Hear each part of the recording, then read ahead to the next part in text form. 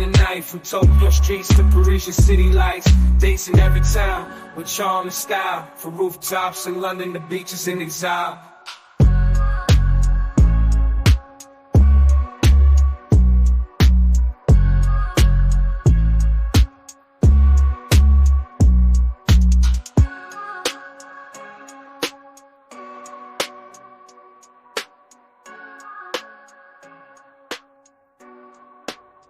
Yeah, we the passport cartel, catch flights, not feels. Glow trotting heavy, whiskey in our deals. Living lavish, loving large in exotic scenes. Sipping on bourbon while we chase our dreams. Drinking whiskey neat, toasting to the skies. We raise our glasses, watching the world go by. Dating on the go, the best of every spot. In the passport cartel, we always hit the jackpot. Conversations deep under city lights, from sunset dinners to midnight flights. Cigars and camaraderie, bond is tight. On a world tour, everything feels right. But don't be fooled, the laughs we share. We're wolves in the skies with a fearless plan. Loyal to the pack, no matter where we move. In the passport cartel, trust runs low. Yeah, we the passport cartel, trust runs low. Yeah. A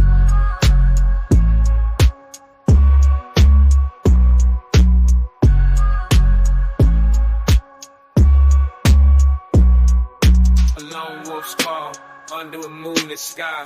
Roaming through the world, don't ask why. We carve our own path in cities and towns with a swagger that never backs down.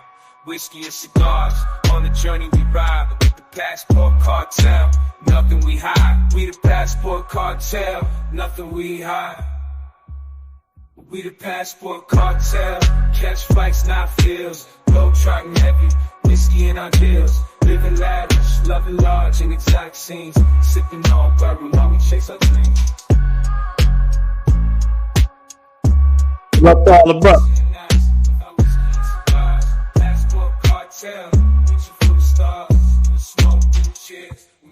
Man, salute to all you guys, man. Look, we got a good show tonight, man. My brother Rise in the back. Now, we'll be talking about Santo Domingo versus Santiago. This is a question I get a lot for the brothers who don't want to go to Sosua, who not on that kind of time. They looking for another place, and they ask, man. Everybody asks me this, man. Santo Domingo versus Santiago. And man, I always tell him it depends, but we're gonna let Brother Ra talk about his experience with it. I'm gonna give you my answers on it, and we want to see what you brothers want to do. So without any further ado, Brother Ra, you are in the house, man. How are you doing, brother? I'm good, brother. How you doing? Man, everything is good, man. Let me tell you something, man. I have a few complaints, and nobody want to hear the complaints anyway. Everybody want to hear the win. You know, nobody want to hear brothers complain. So look, before we get started, man, we got the brothers' channel is in the description. But Brother Ra, let the people know what your channel is about, what you're about. We'll go from there. You can find me at Brother Abroad on YouTube. My channel, I speak about a lot of stuff, talk about traveling, of course. Like I pretty much deal with relationships, finance, just the brotherhood as a whole, just the good, the bad, everything we deal with, whatever, and stuff like that. So, I usually have a few videos every week that you can check me out on and stuff. And of course you can catch me in these lives and stuff talking about the same thing. Salute Alto, man. And brothers already starting out with a super chat, man. Brother, I appreciate it, man.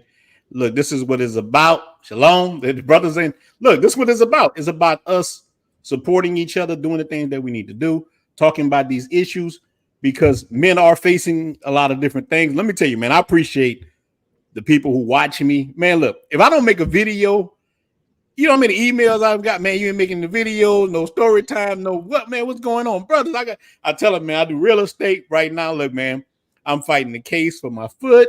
I got all kind. They got me walking around here, this Herman Monster shoes, big dog.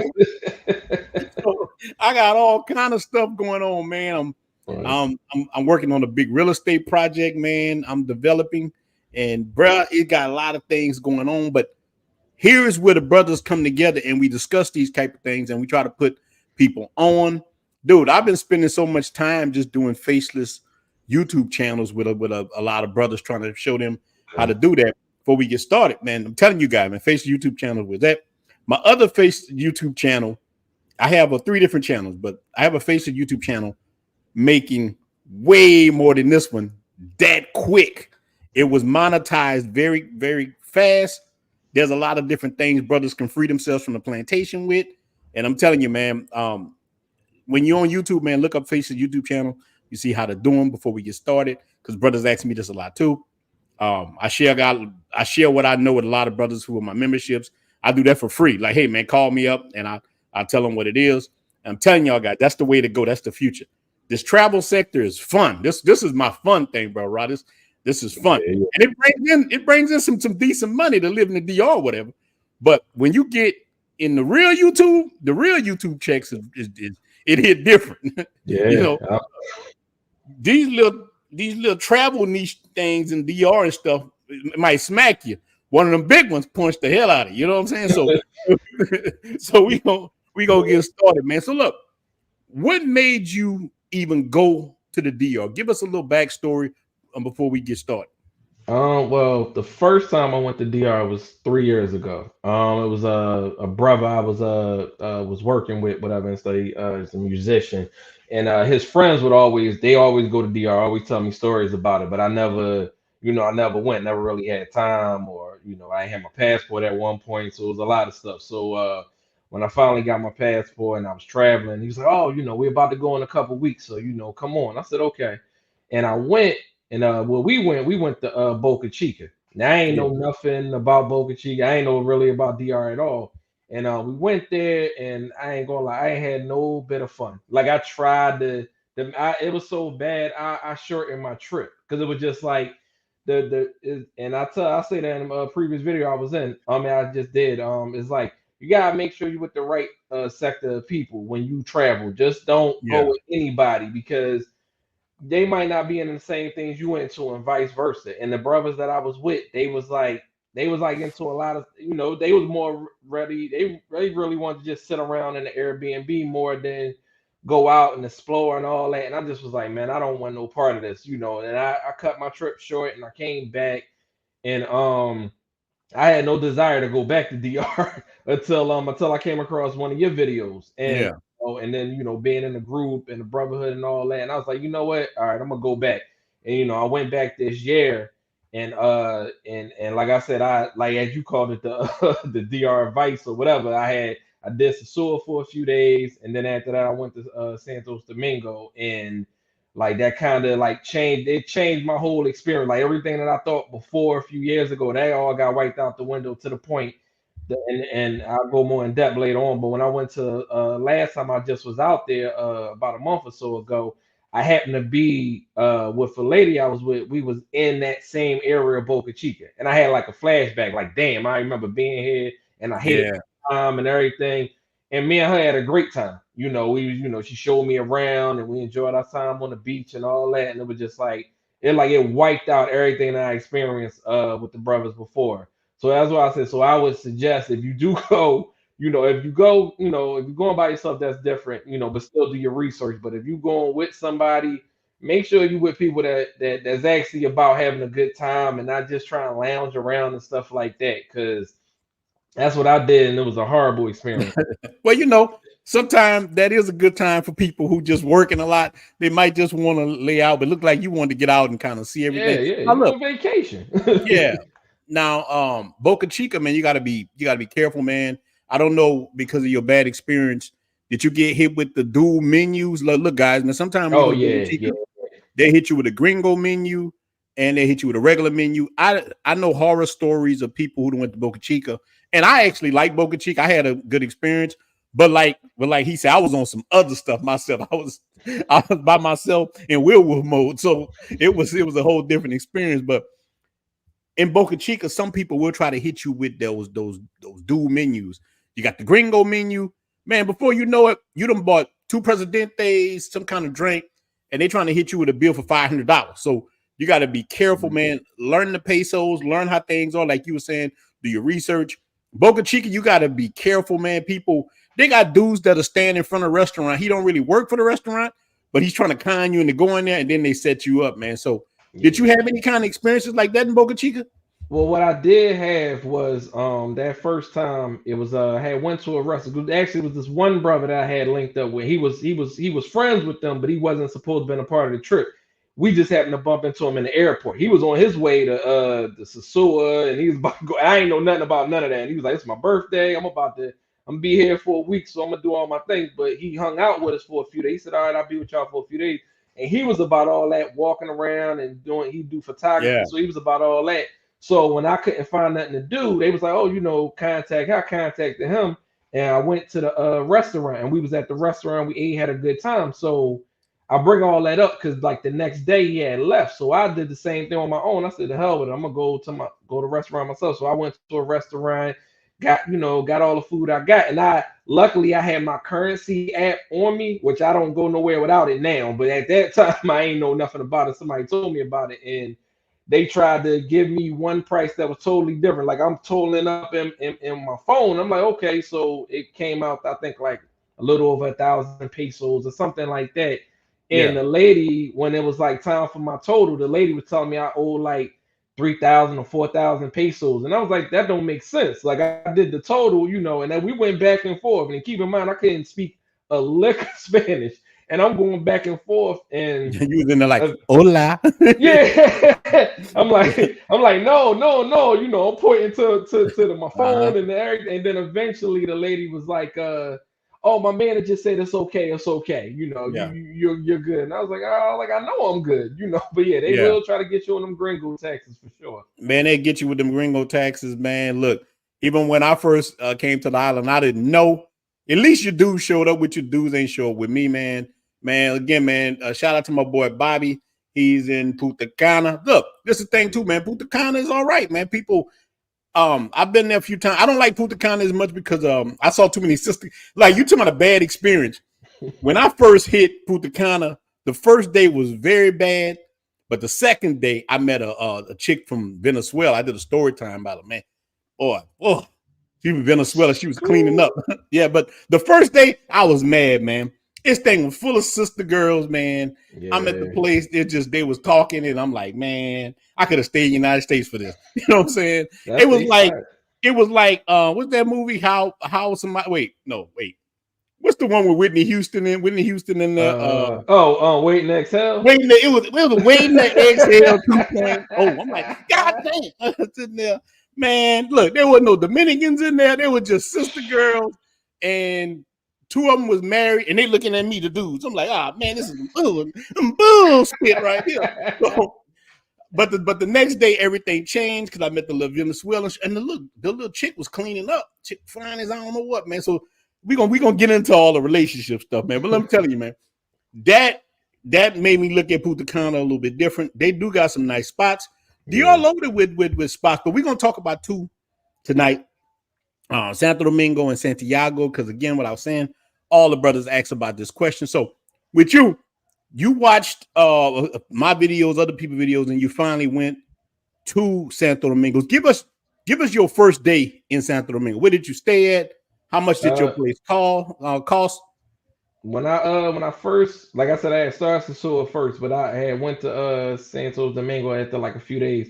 When I got there, I had got an Airbnb with Pantini. It was like right around the corner from the Angora Mall, and I had done my research because I remember I saw that you was talking about it in a live, and a couple other people was like, yeah, you want to be around the malls because it's pretty good. So I had found something around there. It was like no more than about a block and a half. And first day I got there, that place was beautiful. Like I mean, it had like everything was set up. Like I felt like a king in that place.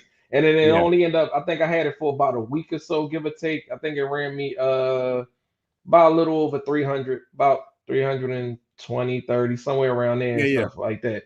And like I said, but the place had everything. Had washer, dryer, it had like big 50-inch screen TVs all in there. The bed was like a California king.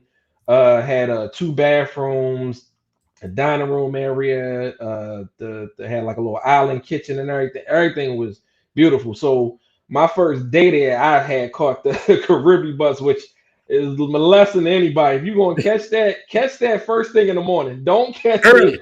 Don't catch it. Yeah, catch the first thing in the morning. Do not catch it at no late in the morning, afternoon. You will be on that bus forever. I took that. I think I caught 11 o'clock bus, and I suppose that I got to Santo Domingo. I think. Wait. So you were coming from Sosua? Yeah, I was coming from Sosua, and 11 o'clock. Okay. Yeah, oh, man, and the bus hold that got me there. I think about 3 or a little after 3. That was around my check-in anyway, so I figured it lined up. I didn't get to my place. I think I didn't get to the bus station until about 5 o'clock. Then on top of that, then I had to get a cab ride, and the place was only maybe about 10-15 minutes from the bus station. It took about a half an hour because we were lucky. You lucky. Could have took an hour. Listen, Santo Domingo traffic is notorious. Yes, I had to learn the hard way. It is like don't rush that early in that morning time and that afternoon, those rush hours, man, listen, it's bumper to bumper for hours. Like it's ridiculous. So like I said, so my first day there, I didn't get into like the evening. So I think I went to Angora Mall, got something to eat, checked out the chicas, whatever, and there's women everywhere in that place. And then after that, I came back, called it a night. My first full day, I had met up with this chica I had already been talking to. Hold on, how you start? How did you meet this chica? Through Dominican Cupid, Tinder? How did you meet her? She was from Bumble. That's where I met her from. I met some from Tinder also, but she was from Bumble, and we had already been talking like probably about a week or two. Like I had pre-gamed and stuff, so it was about a week or two. So she lives in La Roma, if I'm correct. But she had business she was doing in Santo Domingo. She said, okay, I can get with you while I'm there. So we got together and we hit it off. She's beautiful the whole nine, and we talking and I got my translator because I couldn't really speak too much Spanish, whatever, and she da. And she asked me, are you, did you eat? And I said, no, and I'm thinking, I got the American in me. So I'm thinking, oh, you want me to take you out somewhere, whatever. So I'm like, what you want, go out for lunch or whatever? And she's like, it don't matter. I was like, and then I just test the water. I said, do you want to, cook me something? And she said, sure, I can cook you. I don't have a problem. So, we went to the mall, went to the supermarket. She asked me, what did I want? How did I want it? Everything. I'm like, I ain't used to this. So I'm like, I don't care, whatever. She came up with a dish and you like salad, you like rice, you like this. And I'm like, yeah. And then made me like this. She came back to the place and like I said, what happened was I was short on pesos. I had cash on me, but I didn't get no exchange when I got there. I only had a little bit of exchange I had from when I was in Sosua. And I had I went in my pocket and I said, damn, it was like, I think it might have came to like 1,500 pesos, 1,600 pesos, something like that. And I think I only had like 1,000 on me. And, and I was about to just get a lady cash. And she asked me, she's like, what's wrong? I said, oh, I'm a little short. She said, how short? I said, I don't know. It's about like 500 pesos, 600 pesos, something like that. So she goes in her pocket and gives it to the lady.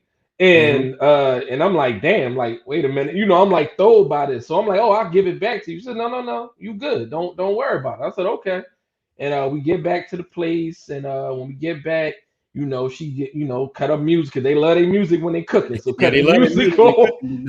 Cut the music. Ready. Yeah, like I tell her, I said, well, look, I got a little Bluetooth for that. I had like this little thing right here, but it's loud. Yeah. So I told her, I said, well, look, you hook it up to the Bluetooth. She said, okay. She in there blasting the music. And then, getting everything prepped. So she go cut the stove on, and it's not cutting on. So she looked for the matches. She said, "What a match?" I said, "I don't know." So I reach out to the landlord or whatever. Guy that ran the Airbnb, and he sends up people for maintenance, and it's looking like a freaking Three Stooges thing. Like everybody looking for matches, but ain't nobody got no matches. Yeah, man. So she's proactive. So she's like, look, she gets in her phone and goes on an app. She orders stuff. I ain't even know what was going on. Next thing I get, the bell ring maybe 5-10 minutes later. Guy comes to the door with this big bag. I don't know what the hell going on. He just hands me the bag. She cusses him out because he forgot the match. I'm like, what the hell is going on? I'm confused. So he got his head down. He walks out all sad.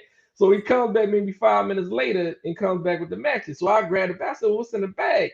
open the bag. She got like 3 big Presidentes. I said, damn, and I ain't put the nothing, and she didn't want me to. So I'll put up the Presidentes. One slips and hit the floor. I said, damn, So I go sweep it up. She said, no, I got this, and start sweeping it up. I said, yo, this is crazy.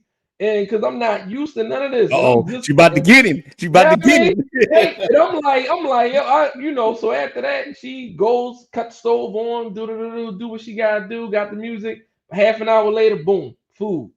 She like, eat. I'm like, well, she made like a whole separate dish for herself because she didn't eat meat. She was like, she eat fish. And I said, okay. So I said, you want me to wait? No, eat now. I said, okay, I eat my food, having a good time. And like the rest of the night, man, was just like, awesome. Like I said it before in the live. I said, man, I was so smitten by this woman, man. I was like a cartoon character. I had hearts in my eyes. Yeah, but look, all right. What the woman look like? Let the brothers know what she look like. Let the brothers know what she look like. Look, man, salute to my brother Terry. Salute the top boss, man. Salute to my brother Alto.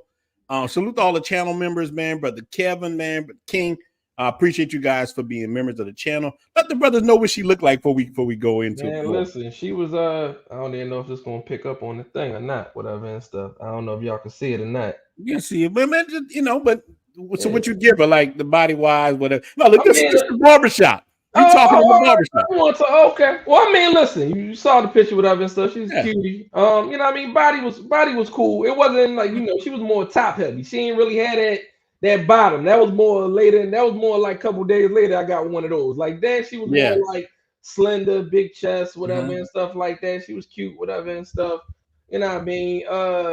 Like I said, I on a scale, I probably give about an 8. You know what I mean? I give her an 8, whatever and stuff like that. She was cool. Like I said, she wasn't bad on the eyes and whatnot. Yeah, the brother say that feminine energy will snatch your soul, brother. Listen, I ain't see it coming, bro. I'm coming from America. I'm coming from America. They telling you do whatever for yourself. You cook on your own, clean on your own, and then you get over there and you're like, no. I'm gonna treat you I'm gonna treat, even though you're not my husband, I'm gonna treat you like you my husband. Yeah. And you like, damn, I just got out of marriage when my wife ain't treat me like that. So it's like, yeah, man, you see that, and it like mess you up. But yeah, that was like my first full day, whatever and stuff. But the rest of the week was pretty solid. Like I ain't had one. Like that's why I love Santo Domingo. Like the whole time I was there, even when I went back, like it was all like the women I came across, whatever. Not just the women, the scenery, just I walk around with no problem, just walk the streets and just felt comfortable. And I never felt in danger or anything, whatever and stuff like that. Like, and everybody, ain't nobody bothering you, harassing you or nothing like that. Shout out Jimmy. Yeah, it's true. Look, as long as you ain't got no phone in your hand and you're not looking like a target. Exactly. In Santo Domingo, man, we kind of blend in. You ain't walking around like this with the chain, none of that, man. You kind of blend in, and that's what I like about Santo Domingo. But let me ask you, like you hit on something that's very important. I went through it, man. I was married, and even after my divorce, at least you were smart enough to get on the plane and leave. After my divorce, I got stuck paying child support, so I couldn't leave. So I went right back into a relationship with women who just don't cook. I don't know what it is. Look, if you got a woman that cook in the United States, man, you winning. I tell dudes all the time, because men say, oh, you ain't got to travel for women. Hey, man, if you find you something good wherever you at, I salute to you, brother. That's good. Yeah. But for me, I'm not saying I ain't find nothing to knock down. After that, though, you want to go into the regular life where, okay, I'm woman, you man, let's get this thing going. My problem was I never had a chick in the U.S. that cooked a lot. I met a doctor who would cook. I was dating a doctor, man. She was a cool chick, but she had a son. Anytime I would tell, I'm the whole story time about this woman. Anytime that I told her son something, me and her would get into it, and like he would fall on. I'm like, man, get up, man. Why you acting like a chick? Look, so I invested in the relationship. I like the chick, so I say, you know what? I'm gonna toughen her son up. I bring him to the hood. I bring the cat to the hood. It didn't work. I put him in. Look, bro. I put the boy in martial arts Everybody in there damn. whooped him, even the little girl. I say, damn, he got him in him. Little girl beat the hell out of him. He looked at his mom and she would baby him up. I'm like, this ain't gonna work. Because every time I tried to put a little masculinity in him, she like softened him up. She like, Ron, you're so toxic. How am I toxic trying to? He's a boy. Look, I made him fight for his football one day. Look, when I was young, I found a football. Dude tried to take football back. My stepdad made me go fight for it. Yeah. Like, so same thing happened with them. So if history repeated itself, and while I'm doing that, she come out there and see the boys fighting over football. And me and her get into it about it. I'm like, this is how I grew up. She said, how you grew up was wrong. Oh, look, you know what? Listen, look, I'm out. Look, I'm out. Look. Right. Listen. Man, I set the beer down and I'm like, what? Because her son fell on after that. You know them little hoverboards? He fell on, and she told me, don't you ever tell my son that. Because I was like, man, get up, man. Stop being like a girl. Yeah. I'm like, what? I hit her with that Ike Turner look. You know how Lawrence Fishburne played Ike Turner? I look, what? Oh, hell no. Man, I set that bit on and got the hair out there. I mean, I ran out there on her, man. But I'm telling you, so when you find a woman who do all those things, man, you're winning. But most men not finding that, man. I'm going to tell you. Most men finding women that could do more push-ups than them. You know what I'm saying? Yeah, these women are hard. So did you experience that before you came to the DR? Did you go back out in the dating scene in Philly? Yeah. Let brothers know what you went through in Philly. Listen, I went through the same old, man. It was like I was back in it. Wasn't expecting to be back. It was like unexpected, out of nowhere. You think, okay, I'm married, that's it. I'm done playing the field and all that. Mm-hmm. And then it's like I get back out there, I'm divorced now and I'm back out there, and it's just like I'm coming across all these women that's just toxic. And it's like, every day I'm calling my friends. I got new stories. Like, man, can you believe this woman did this? This woman did that. Like, this one woman, she wanted me, like, and I know that's like the new thing apparently now, where it's like, I don't know you from a can of paint, but I want you to take me out to this extravagant place and do all this stuff. Yeah. I don't know. Like, I grew up in the era you get to know somebody. Y'all just talk. Y'all listen. I grew up when you just sit out on the porch and just talk. You know each other, and you build something from there. And then like you going out was like more of a privilege, not expected. It was like, okay, I'm liking you, I'm digging you, we're having a good time. Let's go out, let's go do something and stuff. It's like, no, they expect that before they even get to know you. And it was just like it was just so much like they expect that before they get to know you. Exactly. It's like before we even meet. Like, I need you to take me to this place and spend all this on me. And I'm like, that's like crazy that's the mindset of these women out here, whatever, and stuff like that. And it's like, I like dealing with that was like so annoying. Like, I had a couple I knocked down or whatever the case may be, but even some of them was a headache. Even some of them I gotta like I told one brother, I said, man, listen, I remember it used to be on a note where, depending on the type of woman you got, like it was almost like a grade level where if it was a certain woman, you call her at 3 a.m. and she'd be like, leave the door unlocked, come on up. And then you got other women that be like, you got to work a little bit harder. I'm like, it's the women that be 3 a.m.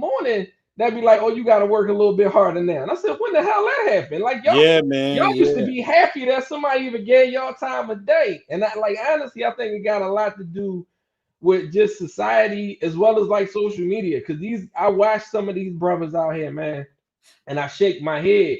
Like, these women to be out here a good 5'2", 240, and they out here talking about some, oh man, I drink your bath water and everything. Yeah, man. But look, that's part of the problem. Man, you hit on something with that. Now we're gonna touch.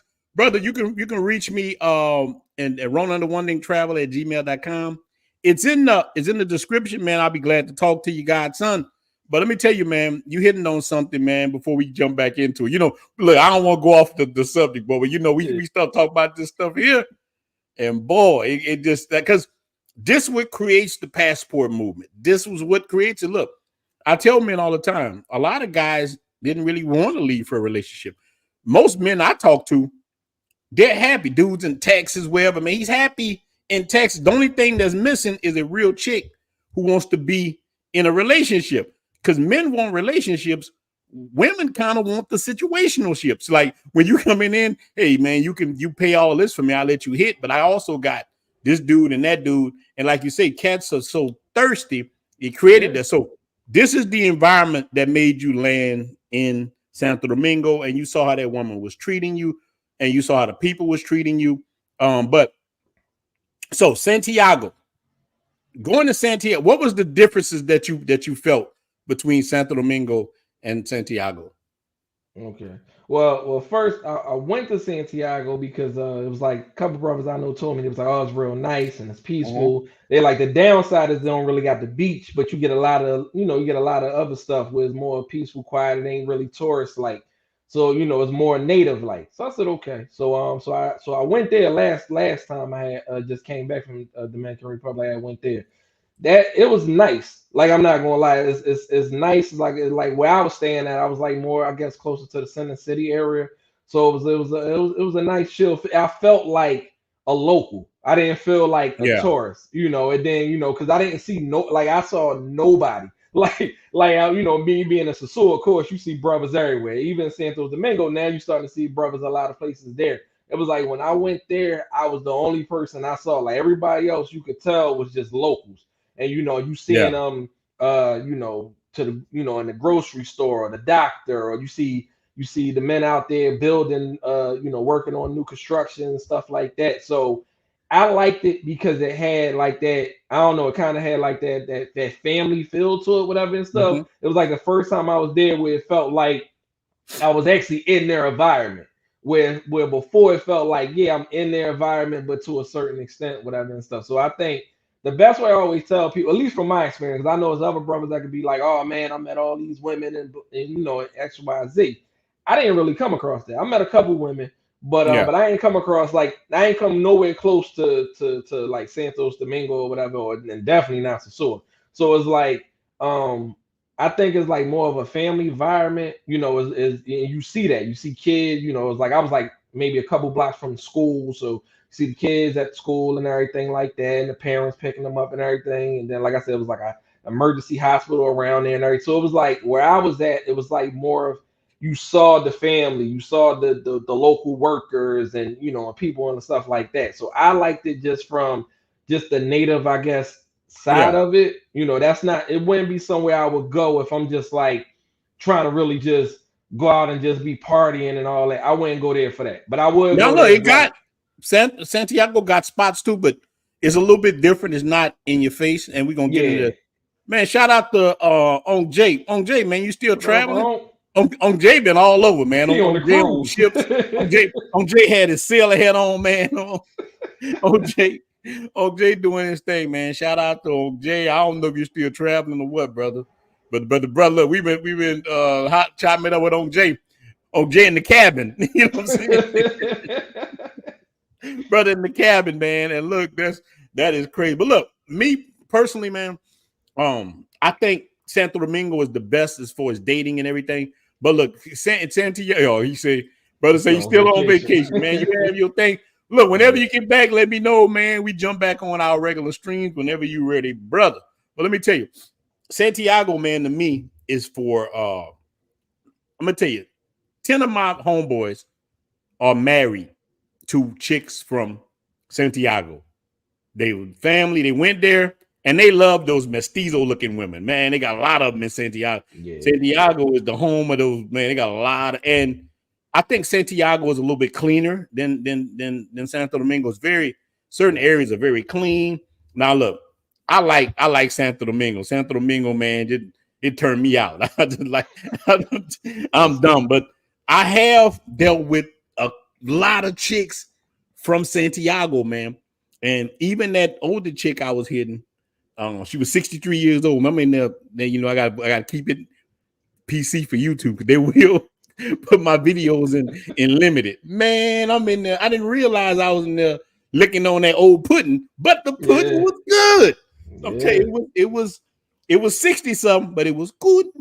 Remember KRS one? Good. I'm telling you, listen. Man. So you didn't really date that many women up there? I mean, nah. Why didn't stay that long? I think I stayed for like a few days, so I ain't really. too long, and it was like where I was at. I was like in like this gated area, so it was like anywhere the guard would have to like travel out, whatever and stuff. Like I went out to a club one night, and it was like cause somebody had told me about it. It was I can't remember the name right now, but it was a cool club, whatever and stuff like that. It was a little bit different than the type of club. It seemed like more. It was like almost like a home type of place that they turned into a club, but the women was in there. Wait! It wasn't Papito's because Papito's is a place I went to. It's small and it's like it looked like a house, but I'm gonna tell you, bro, they go so dumb in there. Yeah. I think that's what it was. I think that's what it was. Man, that's where I met the old chick from. Look, then I got a story time about to come out about a chick I met, and I ended up, man, smashing this girl, auntie. But look, I didn't want to. You know what I'm saying? I tried. I wasn't on the Will stuff, none of it. I'm just regular, like I am now. Well, you know, look, man, shout out to the brother that sent me the red. Hey, man, I drink black, but I will drink the red too. Brother sent me. Look, shout out to the brother sent me a bottle of red, man. I appreciate that, man. Brother, look, brother being a little cheap, but beggars can't be choosy, man. Salute to you, brother. So just wanted to say that, man. But yeah, I met this chick, right? And I met this chick on Tinder. 20-something years old. I wasn't even trying to holler at her like that. I'm like, but she kept on until I hooked up with her, man. These are things. So it's crazy how we start talking about relationships in the United States and the parallels, how different it seemed to me when you travel, everything switches. It just switches all around. Next thing you know, man, you dealing with all the women you want. You really can say any, many, money, mo. Now this sounds bad. Look, when I talk like this, you got some simp dude emails me, but real talk, man, Ronin, you can't be talking like that about the females. Can't get mad with me, man. Can't get mad with me. Look, sending me pictures of sending me religious pictures and stuff. Hey, man, you can't be talking like this about them females. So I get this a lot. So, but real talk, cats email you all kind of crazy stuff like that. You know, man, stop talking about you sleep with you. I'm just telling you the truth. I'm doing it respect. This ain't, hey, bro. This channel is not Sunday school. This is the barbershop. This is what it is. But Rock can't be mad with you, man. He like, that's not right, brother. That's not how you do that, brother. You can't be smashing them cheeks, brother. You gotta respect the female. What's wrong with you, brother? Respect the mother of the earth, brother. Like, okay, I want to see what that mouth do though. that shit said, look, what's wrong with me being a man? Nothing at all, man. Nothing at all, brother. They come for us for that. We can't be men. Oh, you ain't seen nothing yet. Now you getting a YouTube channel, your face out there, boy. You about to see some stuff. You ain't seen nothing yet. Brothers like, told I heard me, what you said. Okay. I heard what you and the brother Ronin was saying. I don't like it. I heard. Look, you're gonna have a cat stand in front of your door. Man, why you gotta go to Punta Cana? You ain't no man to go to Punta Cana. You gotta deal with these women here in Philly. Like, what? A real man to stay here and deal with these headaches. Yeah, man. Look, a real man to be a stepdad. You ain't no real man. You'll take care of them 8 kids. A real man, give up your paycheck to that woman. Yeah, give that woman your paycheck. Hey, bro, you know, I was thinking about this the other night. You know, so the man raised me, man, my stepdad. Mm-hmm. He used to give my mom his check. But, I mean, he did. He used to give my mom his check. 80s, late 80s, early 90s. But this cat was smashing every woman in the neighborhood. That was guilt. He wasn't really worried about it. That was complete guilt. This cat was smashing all the women in the neighborhood. That was guilt. So I understand. He feel bad. He like, you know what, man? That's the least I can do. You know, I might as well give you this money. So man. Knocking the all down the block. I'm sitting there playing with Transformers, G.I. Joe and stuff. Hey, man, I'll tell your mom I'll be right back. Like, he going next door, smash the woman, Miss Sue. I wonder why Miss Sue was always nice to me. Miss Sue like, baby, you got lunch? Just that there and they're giving that $5 foot long. Miss Sue always made sure. Said, but Sue and then making sure Sue you get always made sure I ate good. make sure you get a good meal and everything. Like you want to come over, you come on over anytime you want. Like, anytime you need help with your homework, baby. You tell your daddy I say hi. Yeah, tell him I say hi. Look, where Bruce at? That's his name, Bruce. Say, what time Bruce get off? Yeah, but Bruce was tearing them women up back there, boy. Yeah, but look, that's the cat raised me, and people wonder why I'm messed up. That's who raised me, man. So that's crazy. So look, dating experience, man. Get back on. I know you know we was gonna act crazy, man. I know. And I will open it up where some brothers could get on too. But I wanna finish talking with you first, you know. So look, all right. Is that the only chick that you kind of hooked up with in Santo Domingo, or you hooked up with a few more? I got the first time, I think it was her that day, and then look, my phone was blowing up. She stayed the night, and the next day I had all types of phone messages like, yeah, keep it rolling, man. Tell them guys the truth. Give them the real experience. Listen, what happened was I had already had a lineup. So once I touched down, I reached out to all of them and stuff. Like, man, Santo, I'm on my way, or I'm at Santo Domingo web. So they was getting back. She beat them to the punch. So after that, after that had happened, whatever and stuff, she stayed that night. The next day, I had got up with another chica. I had talked to her. Matter of fact, no. The next day I went out. That's matter of fact. That's what I went, and I made a mistake. I made the mistake. I had went to I pulled that went to MG Kitchen. I ended up going to Mr. Grill instead. I ain't know the hell the difference, and I played myself. So that night I ain't really nothing happened. The next day, so you went to wait. I like MG Kitchen. But you went to Mr. Grill kind of far out there. Look, So the brother said he want mangoes are cool, but he wanted one solid normal chick. Look, that's why Santo Domingo and these places, man, you can find the normal chicks. It's not like Sosua. So look, answer this brother right like this. Like, so any one of them, a lot of the chicks that you met in Santo Domingo, these were working women, normal women. What kind of women they were? It was all normal. Like the first time the first time I went, all the women was normal. Like they was regular one. Now this one, like I said, I got up with this one chick. Like, I don't want to get you demonetized, but she had a big rear end. Let's just say that. And I got up with her. She came over, did my nails. You can talk, just speaking code. That's all. Yeah. Listen. That pie. Let's just say that pie was very tasty. And like she came over, did my nails, and she went straight at, like I thought she was a woman for some money, and she did want now.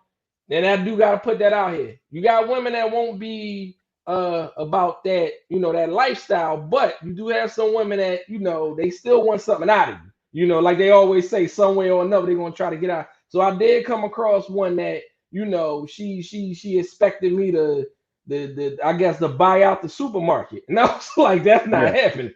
I'll get you enough stuff for you and your son or whatever. Wait, she was in there buying like bars of soap and all kind of, man. Listen, she was trying to buy all types, and I looked at her like, unless you paying for it, like I'll get you enough stuff. I'll spend maybe a couple thousand pages, but that's it. I'm like, I'm not. You're not my woman, my wife, and nothing. I'm not about to buy out all this stuff. So she was a little upset, but she still took it though. She ain't turning it down. She knew better.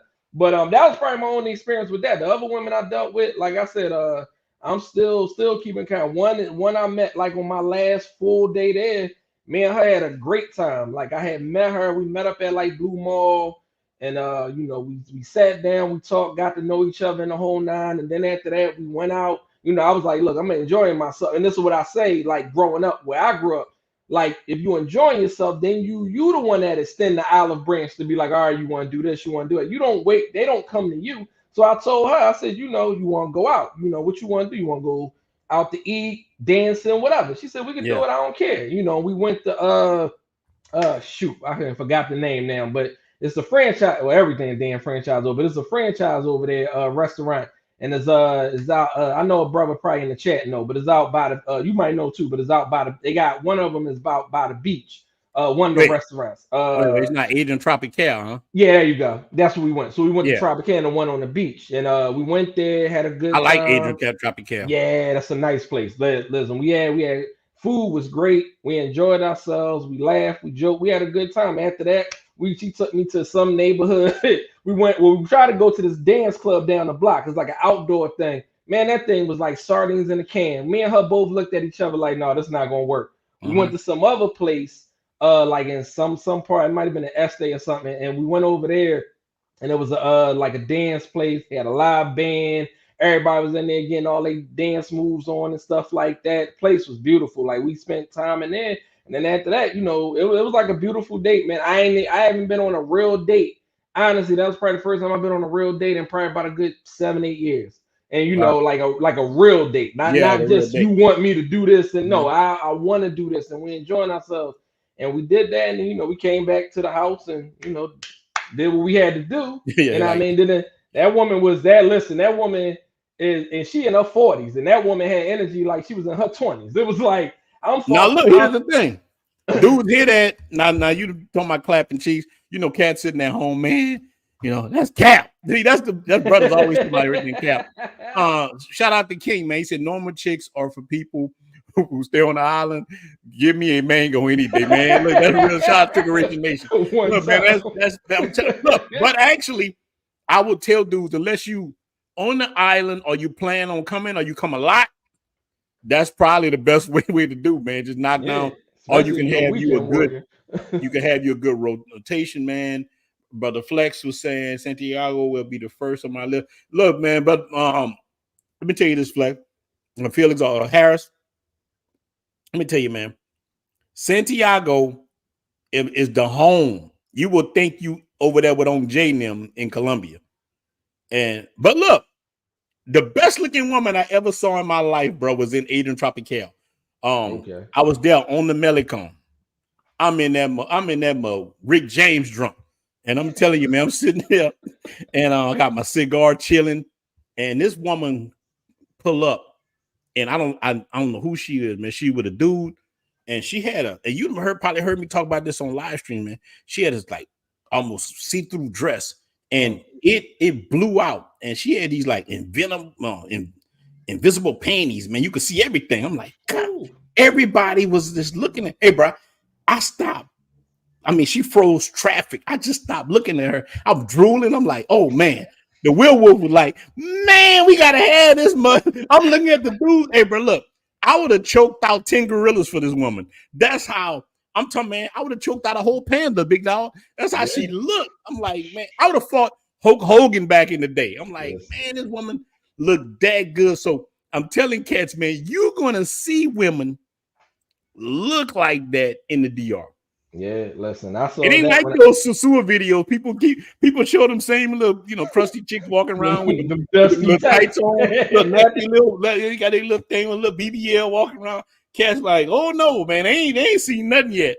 Them dudes don't even know. And look, I love Susua, cool spot, but I tell dude, man, you ain't really seen DR till you get outside of that and really see, like, and Susua is the best for a whole different reason. Susua is the best for the brotherhood. You can sit there and kick it, and the women are just over there. And if you want to grab one, it's okay. But boy, when you go to like places like Santo Domingo, it's a lifestyle. Like you were saying, man, you're in the store. And you know what I liked about the stores too? Tell me you experienced this, man. The Walmarts and stuff in America, man, they doing away with cash registers. They got you got to scan. They want you to work for Walmart. You got to scan all your stuff. Yeah, right. Like, man, I don't want no name tag, So, but when you go to like these places like Bravo and Jumbo and stuff, man, they got 15 lines open in Dominican Republic. They all open. Yeah, because you go on Walmart, open. You had 15 even before they did the self check. At least in my city, you had 15 lines and only 3 cashiers at the line, and then the other one's just empty. You're like, well, what the hell? Now I got to wait this long behind the line. Yeah. But in DR, all those lines open. Yeah. Every line is open. Somebody's going to help you. If you're in a car, they're bringing your fuel there. They're doing all these things. They treat you like a human being. Yeah. People can say what they want about DR, man. DR is awesome to me. I mean, that's what I'm saying. So the number one question, man, dating experience, you had a better one in Santo Domingo, right? Yeah, yeah.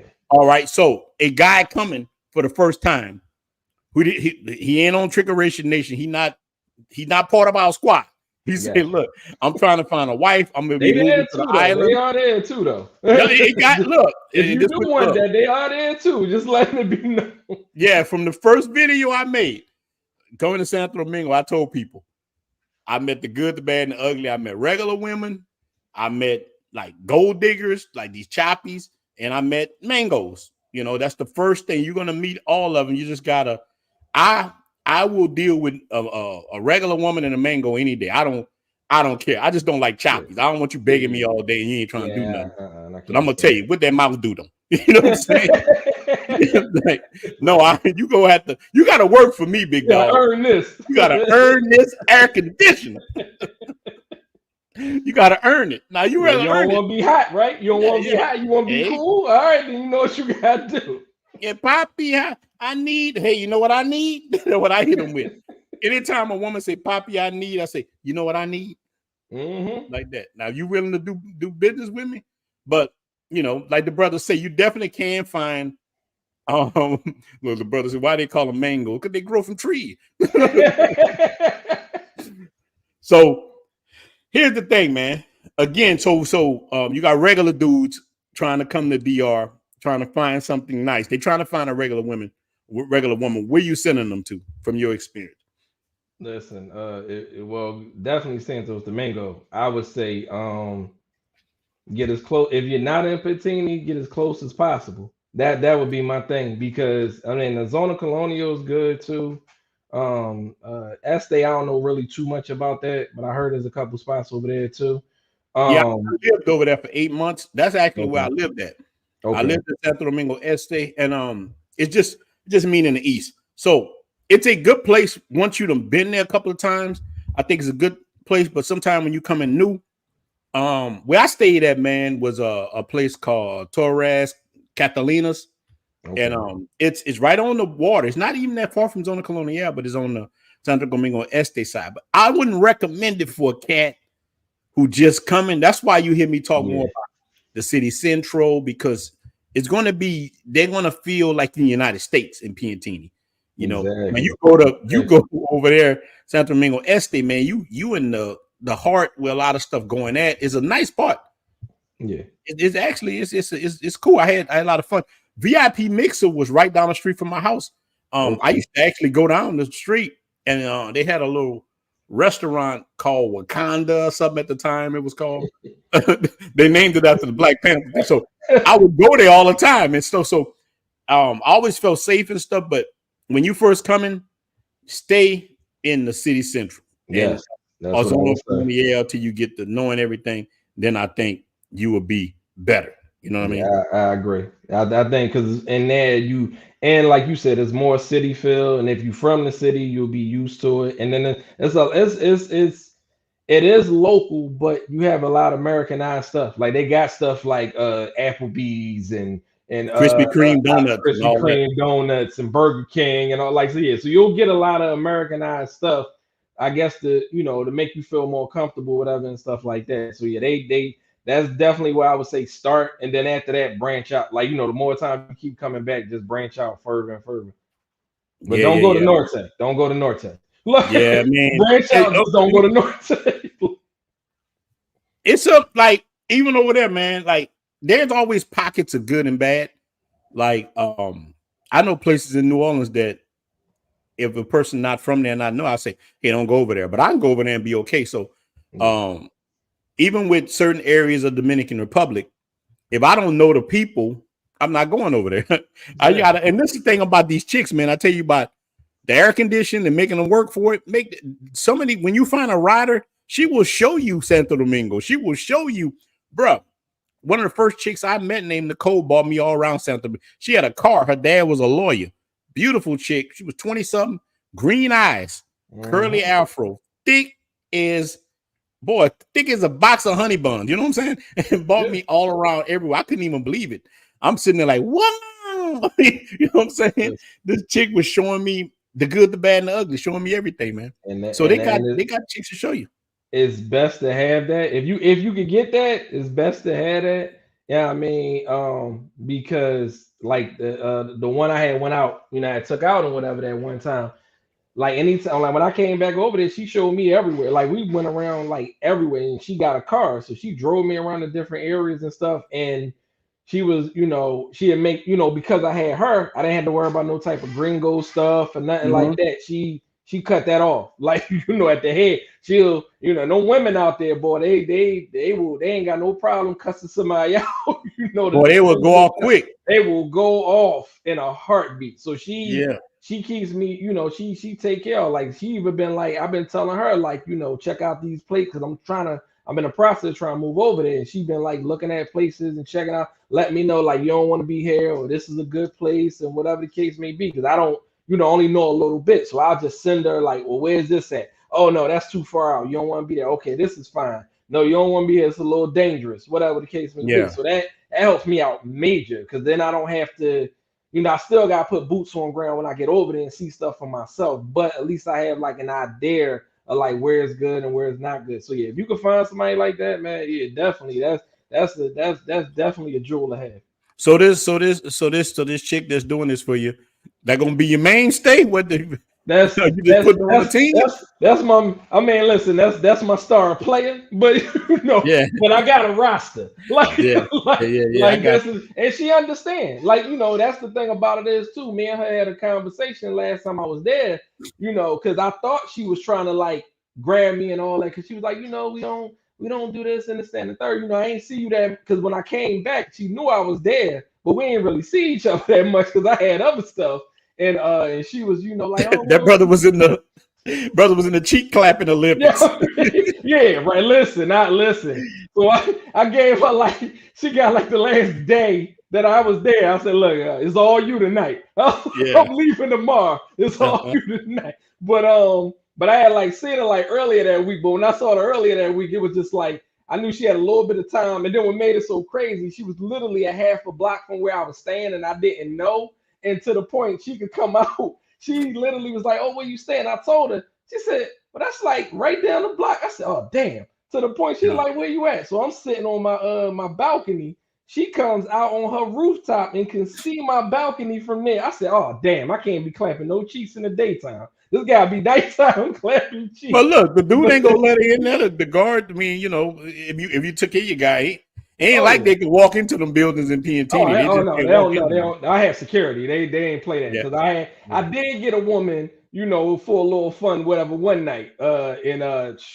Listen, I stole. Let's just say I stole all that, like, because at the end of the day, I felt like I owed her when it was over. But But did you go back home feeling good? That was the thing. You got your reset. You feel good. Oh yeah. That's brothers at work.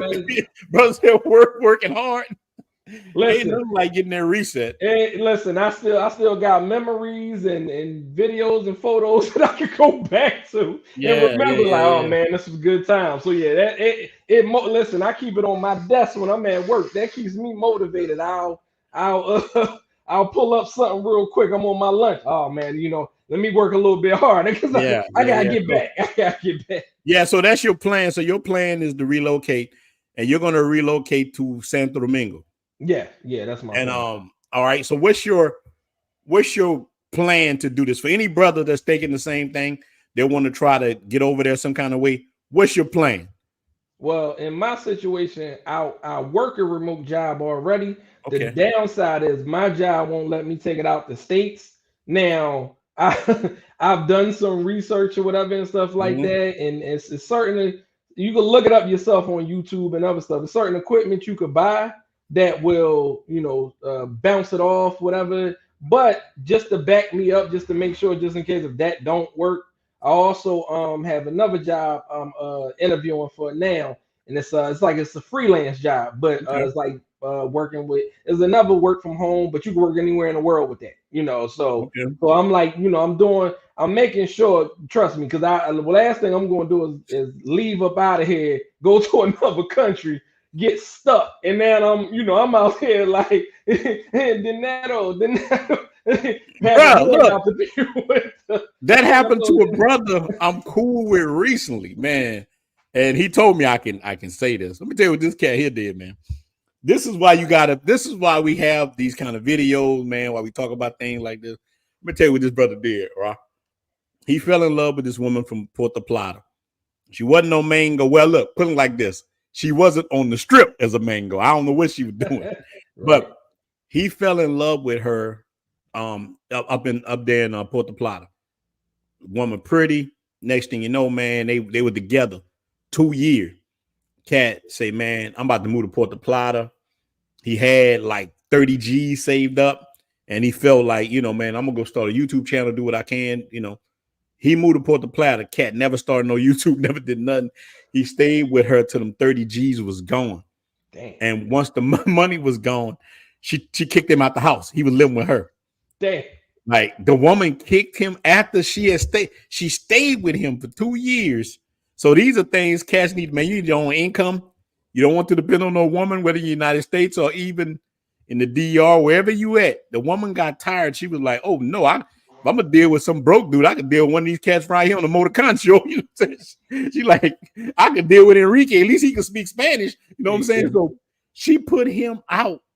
This cat didn't even have enough money for a ticket to get back. Some of us brothers in the Blue Book Passport Cartel helped him. Some of the cats, some of the ones who know, we got this cat a ticket to go back. And so what you're saying means a lot of sense. It makes a lot of sense. Yeah. I mean, you got a right kind of mind. And you want to make sure you got an income following you. Yes. You need money when you are moving to this place. Look, I'm about to open it up where some other brothers can jump on if you want. We're not going to get on too long. I just want the brother to talk about his experience, the things that he was going through. So many of you brothers want to jump on, you'll be able to jump on. But let me tell you, man. So overall, you recommend Santo Domingo over Santiago?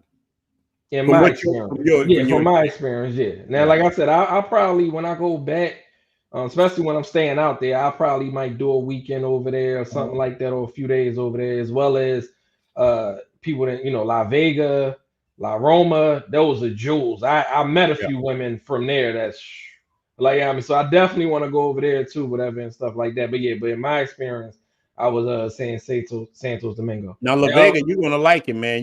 Dudes tell me, man, Rona, stop talking about. First, they tell me don't talk about Santo Domingo. Anytime I say La Vega, some cats get mad. I get emails, hey man, I don't want them ninjas in La Vega. I'm like, first of all, the dudes that I rock with ain't no ninjas like that. They ain't doing nothing bad. They ain't, the cats that watch my channel. Most of us a little older. We ain't out there on that craziness. I do got younger guys watch my channel too, but they ain't going to no club throwing no money. These dudes, man, I done met dudes way younger than me, and these cats act like they my daddy. Hey, Rona, let's calm down. Let's calm down, man. We can't be here acting like that. I'm like, go sit down, Mother Teresa. You know what I'm saying? So, man, so I'm about to spend maybe a month in Santiago, and I'm gonna show a lot of the things because I want to show different things on this channel. I'm gonna go spend a whole month there coming up. I'm gonna show cats the clubs to go to in Santiago, where to stay at. Already got a nice place that I can go live at. I'm gonna drop down Santiago, man, and La Vega. I'm gonna spend time there, let cats see. And this is for dudes who want wives. This ain't for people on, now look, you want Trickeration Nation, man, that's good too. I'm quite sure it got some, but this is for the dudes who like, hey man, I'm thinking about moving to the island. I want to find me a wife, find me a rider. And dude, let me tell you something, man. Santo Domingo, you can definitely find a wife in Santo Domingo, man. You're gonna find a lot of other stuff too, but if you want a real wife, any dude that's listening to this right now, you want you a real wife, man, start practicing your Spanish. Do whatever you do, man. There's so many YouTube channels that's free. You can use your Chat GPT and talk back.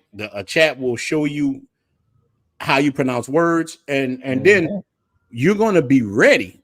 And like a lot of dudes, military cats like on Jay and all these guys, man, they got their check following. But these dudes are bad, man. When you got a check following you, listen. I got them. I got Section 8 houses, man. That helped me. I got 3 Section 8 houses where I can go do anything I want. And I keep telling dudes, You say, man, what I gotta do? Buy the hood, man. The hood is for sale. You don't do it. Our Latino brothers come and get it. They come and get it. Yeah, they is. I saw whole neighborhoods, bro, in New Orleans and Baton Rouge. Our brothers from Honduras and all that come in there buying it. Why this cat sitting out there, man? Man, white man, I don't want me to have it. Man, you better fix your house up, big dog.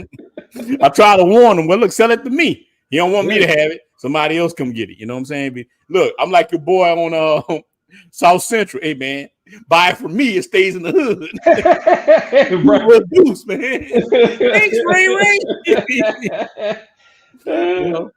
Man, I'm gonna drop the link, man. Any brothers want to get on before we get off, man? I just wanted to chop it up, man. But brother, you got the floor, big dog. Yeah, man. Listen, I definitely would suggest getting on your money. I think the guy Jamie, I think he said it on it a little earlier about we said static IP address and make sure your VPN connected. If you don't know the technology, look it up. Like it's some that definitely help you, because if you do got a remote job and you could bounce it or whatever over there, that'll help. But other than that, I say stack up. Put your money into, try to find something to put your money into. You might want to get into stocks. If you don't know about that, learn that. That's money to be made. Just try to put your bread into whatever you can and stack up. Cause once you over there, man, like if you got a nice income, that's why a lot of military brothers living good. Cause over there you got that check coming in, that money stretches like way more than it stretch in the States. You get you something nice, for a fraction of the cost what it'll cost you for like a 1-bedroom apartment here. So and that's one of the reasons why I'm getting on my getting my money up and getting up out of there. Cause it's like, it's a good peace of mind, safety, the like I said, the money stretches, and then the women is primo. Like, what's going on, bro? Fellas, what's going? All right, brother. So you out there right now, right? Don't you live there, Jamie? Yeah, I live here. So a little backstory. Got divorced in 2018, and then after that, circled around Miami, Fort Lauderdale, and then after that, I would say I was going back and forth since 2021, 2022. I would go at least once a month. And then this year I decided to just say, you know what, I'm just moving, forget that. And January I decided to move. So I live in Piantini. Okay. Yeah. I like. Man, you live in the best. That's right? my favorite area, man. It's not. It got other neighborhoods in Santo Domingo probably better, but I love that area. Is the best for everything. Yeah. I mean, it depends on the person, style, and what you're looking for. Yeah. But you can make it happen here. It's good. So, to live in that area, brother Jamie, what do you think a person's budget got to look like to live like that all the time? It depends, because you got some areas that it could come out to like maybe 600 to about a G. And then if you live in like super comfortable where you have 2-bedroom and you're living in like on the top floor and stuff like that, it'll probably come out to like 1,500 to 2,200, depending where. Yeah. So like if you buy the banks in the downtown area of Piantini, it's gonna be that expensive. But I mean, you don't have to do that. I mean, who you impressing? You know what I mean? Like you just go and move to like a regular area that you feel comfortable with. Like my apartment is big enough. It's just me. Yeah. That's it. I mean, Wednesday just left, so it's just me. That's it. And, brother Terry said you're a cool brother. And what part? Where you at? Like around like what area are you around in Piantini? I am right next to a bank. Okay. Yeah. I don't do that for security reasons, because we online and stuff like that. I know. Yeah. I got an idea where you at, but man, I got them too. When I tell you I love Piantini, man. Look, it was a while before I stayed in the city central. I was staying way out until a chick told me, she was like, you ever been over here? And she took me to the area. And I was like, I was hooked. That was it. I'm like, man, look, I always make a joke about that Krispy Kreme donut. That's the first thing I saw. Like, they got a Krispy Kreme. For real. I saw the Krispy Kreme donut. I saw the Papa John's and all that, and I started looking like, okay, they got a lot of stuff, man. Because at first I was way out, and you might see a KFC or a little something, but when I got into the city central and started seeing how clean it was, seeing how I'm like, wow, man, this is a different part of my idea of Santo Domingo. Because when you first coming in, Santo Domingo don't look too good. You know what I mean? They got areas of Santo Domingo that don't look good, but boy, when you hit that city central, man, and stuff like that, you can see it's different. It hit different, and you got the kind of income you're like, well, you know what? This is where I should be at. I got enough money to live here. I don't need to be roughing it. Yeah. It's real comfortable here. I don't have to worry about nothing. The people are like very inviting. Sometimes they invite me to like their home gatherings and stuff like that. So there are times where I work a lot, but sometimes I'll step out and be like, you know what, let's go hang out. I've hanged out with a lot of the guys in the group.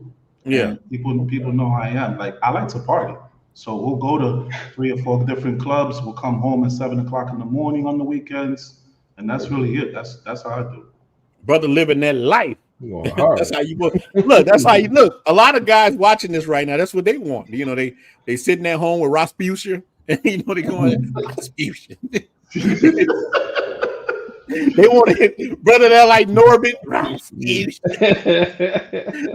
For real. And brother, I'm telling you, man, look, I've been there. I didn't have a woman that looked bad like that, but I used to look at her like that. She looked like Rasputia after all them arguments. But I'm telling you, so you can get into that kind of thing. So with you, I know you're about business, a lot of things like that. Correct. But as far as a budget for a single man, living by himself in a 1-bedroom, I know a lot of it like this. Depending on what you're gonna get into. If you wanna move to Este, Boca Chica, or more further down, you're talking 500 to a G. To live for your rent, depending. No, because like for everything. There are places where for everything. Yeah. There are places where you could pay 200 for rent. But then you got to worry about the inverters. Then you got to worry about your neighbors making noise. Like here, you don't hear nothing. Like, it's just super quiet. They don't do that here because everyone works. So it's just depending on how much you're willing to spend is what you're able to do. But you also have to look at how much you're spending. What are you getting out of it, right? Because I could move to Este, but do I want to hear people at 2 o'clock in the morning with the noise, and I got to get up at 4 o'clock in the morning to go running and then go to work and then go to the gym and do all this other stuff? No, I don't have time for that. So, different strokes for different folks. So 500 to a G, Este and down. From Este to Piantini all the way up, then you spending a G to about 2 Gs depending. Yeah. Is it worth it to you for a person to move if they got the means? Is it worth it to go move to Santo Domingo for a brother? I would say yes, because you have a different variety of things, like the women, right? Clubs, the restaurants. Now, I've been to all over Dominican Republic. And I can tell you, whether it's Punta Cana, whether it's Santiago, or si no, let's say, even in Punta Plata or Carabete, the restaurants, like, and I'm not talking about a restaurant just to go eat, but an experience, like places you go to that is like Miami. I'm sorry, but Santo Domingo is it, regardless. Yeah, I mean, you go to places and you have like a really good time, and you don't even spend that much money. That's the great thing about it too. It's not like you got to go to Miami and you're spending $2,000, $3,000, or $4,000. Even though I can do that, but still, like, you don't have to do that. You could go in there and spend $200, $300, and you come out filthy drunk, and like everybody chilling, you having a good time. All right, so like dating wise, people think all the women in DR are prostitutes or mangoes, and that's not true. Your experience dating women in Santo Domingo, good, bad? What you say? when I first got here, I wanted to do my own reset of this place. So, I did my thing or whatever. And then after that, I was like, okay, now I'm ready to have a full-on relationship. Yeah. So I've been dating this girl for about 2 years. Some people know. Um, I really can't say who she is, but she's Yeah, actually yeah, I got you. yeah. So, Sure. she's really awesome. Like, she owns her own restaurant. Um, Wow, that's good. she does media. So, like, we have a great relationship, but a lot of it is built on business. Like, when we get up in the morning, I go running, she hits the gym. When I come back, sometimes she leave, and then, depending on the day, whether it's Monday or Tuesday, like what time you're coming over, whatever, things like that. We have it's a normal relationship. But Yeah. I got my side piece because my girl's at home right now, and hopefully she's not looking at this. But Yeah. Well, I don't have that many female watchers. Look, my look. The way you can see analytics, my stuff is 98% male. It's like when women reach out to me, like a woman just told me a story, man, about her and her husband moving to Santo Domingo, right? She got a job teaching, and he did some kind of remote work. And within 3 months, this dude disappeared. He left her. So she wanted me to tell the story time. She was like, I want to tell you what happened with my husband. I'm like, one of the women got, and look, this was the craziest thing. One of the dudes was asking me, one of the guys who watched the channel, he was like, hey man, I'm thinking about moving my family, me, my wife, and my kids to Santo Domingo. I'm like, hey dude, you might want to think about that. You might not want to do that, bro. You got to see what kind of man you are. Because Jamie, you said something I went through too, and I struggle with it a lot. You kind of got to get it out your system. You start getting used to the women after a while, but some of them can still pull on you, man. You can be in a good relationship. I ruined a lot. I got into a relationship way too early when I first came, and I was like, this is the one. Next thing you know, I'm in the corner, smash somebody else, and it's better just to stay single.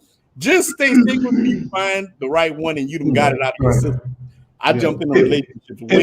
If you've gone through that experience, right, where something happened back at home, you get a divorce, whatever the case is, give it a year to 2 years. Don't commit so quickly.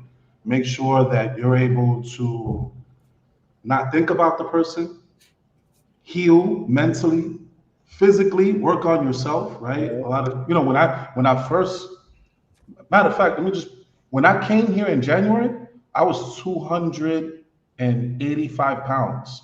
Wow. I'm 245. Oh yeah. But I'm getting up and I'm running 8 hours a day. Yeah. I hit the gym. I eat healthy. Because if you slack off, like you mess up everything. So it just depends on what's going on.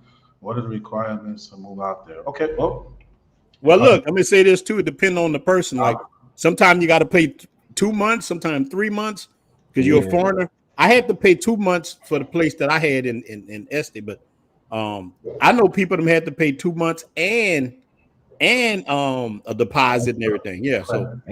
So my experience from rent when I first moved to Piantini, they told me that and just to keep it a buck, I only pay it cheap, right? And it's really $850, and then sometimes you have a maintenance. So like, I'll give you an example: the hallway lights, the cleaning, and all that stuff. That's a little bit extra. So I pay it cheap, but that's included with the maintenance, right? So like, it's not that expensive comparing to what comes in. I live pretty comfortable. Some of you know what I do and stuff like that. So, I don't have to worry about those things. But when you're going to pay for an apartment, definitely one, go look at it. Two, don't let them play games with you. Get a Dominican woman to read that contract because they will try and play you. You'll look at it and you're like, okay, it's a regular contract. Let me just time to be done with it. Sometimes there's stipulations in there where they try and swindle you, and you don't want that. So just make sure that you vet the contract because you're looking at it and you're like, okay, I'm going to sign up for this place. Then all of a sudden it states that, your security deposit could disappear, but then you're giving up 6 months of deposit. So you got to really make sure you know what you're doing whenever you do each step. So for me, I think I put down like 4,500 just to move into my place. and then they gave me, because I moved in the middle of the month, they gave me 15 days because I moved in on the 15th, and then after that, then I just started paying rent and doing everything else. When it comes to light, you just walk in and you just give me a passport, sometimes a little security deposit, and you start paying light. That's it. Simple. Your Yeah, phone, and, internet, same thing. You just walk in, pay for the service, and be done with it. and look, and let's just get this straight. For $1,000 for Piantini is good. Yeah, This is a like It's it cheap. is. Yeah, it is. look, that's cheap for this That's area, cheap. brothers. Like I don't know what I can compare it to, but it is a good neighborhood. And what the brother also want to know, was your place furnished? But the place I stayed at had furniture. It was wicker. I couldn't clap them cheeks right on that wicker. I remember I was clapping cheeks. Look, man, I remember I was You're gonna break on you. I was clapping the chick on there. And let me tell you, one of the pieces of that wood hit her. She flipped me off a broken glass table. So look, man. I mean, it all depends what kind of furniture they got in there. Yeah, no, it depends. I requested not to have the furniture in there. I'm a little bit finicky when it comes to furniture. I got bad allergies and I got bad habits. I like to live a certain way, and I didn't really want to do it. I was just like, nah, just take everything out, and I'll pay you just to get the movers to get it out the house because I don't want it. They try to leave some stuff. So what your internet bill costs? Because look, I'm asking you that because sometimes Dominican Republic got horrible internet. I just got the Skynet. I shipped it to my place on the North Coast. I just got the Elon Musk. I don't know how it worked yet, but yours is not pausing, it's not freezing. What you pay a month for the internet, if you don't mind us asking? Same thing I pay in the States. So you have the 300 megabytes per second. You have another one that's 4, and then you have one that's 5 or 6, but that's with cloud. Now, if you get Altis, you can do 1,000 megabytes per second, which is the same thing as home. So your speed is like this. Yeah. Forget about everything else, right? If you can't have speed and you work from home, it's not going to happen, right? You need your speed. So, I was like, forget it, I'll just pay it. And to be honest, I'm only paying like $60 a month. It's nothing. That's good. Yeah, and then 1,000 megabytes per second at home is what, 150 back in the US. So you're saving a lot right there by itself. Yeah. You definitely save a lot. And I was giving you a compliment on the internet, man, because internet, man, is notorious, but just freezing up. And the DR is not as good. But man, you actually hit on something else that was good, Jamie, and about the inverters, because in the house, look, I never saw an inverter till I went to the North Coast, because most of the time I stayed in Santo Domingo, I was in Airbnbs, and I didn't know what that was until the lights went out. So these dudes got to get used to that kind of stuff too, man. Like I'm telling dudes, man, you want a normal American life, man. You want to live like that. You got to pay for it.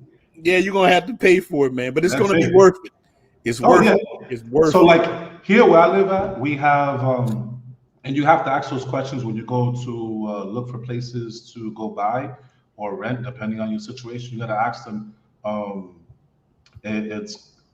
They'll have a generator, but you got to ask them if they have a planta, which it means that they have a direct connection to the generator. And the reason why is because when the light goes out, you don't want the generator to kick back in, because then your light already cuts off, your internet cuts off, and then you're gonna have problems, right? For me, internet is everything. That's if without internet, I can't work, I can't get money. So I need that all the time. So what I do is I always check for that. So they do have a generator here, but you gotta find out if there's a direct connection. So that way, even if the power goes out and everything else turns off, your building should be the only one standing.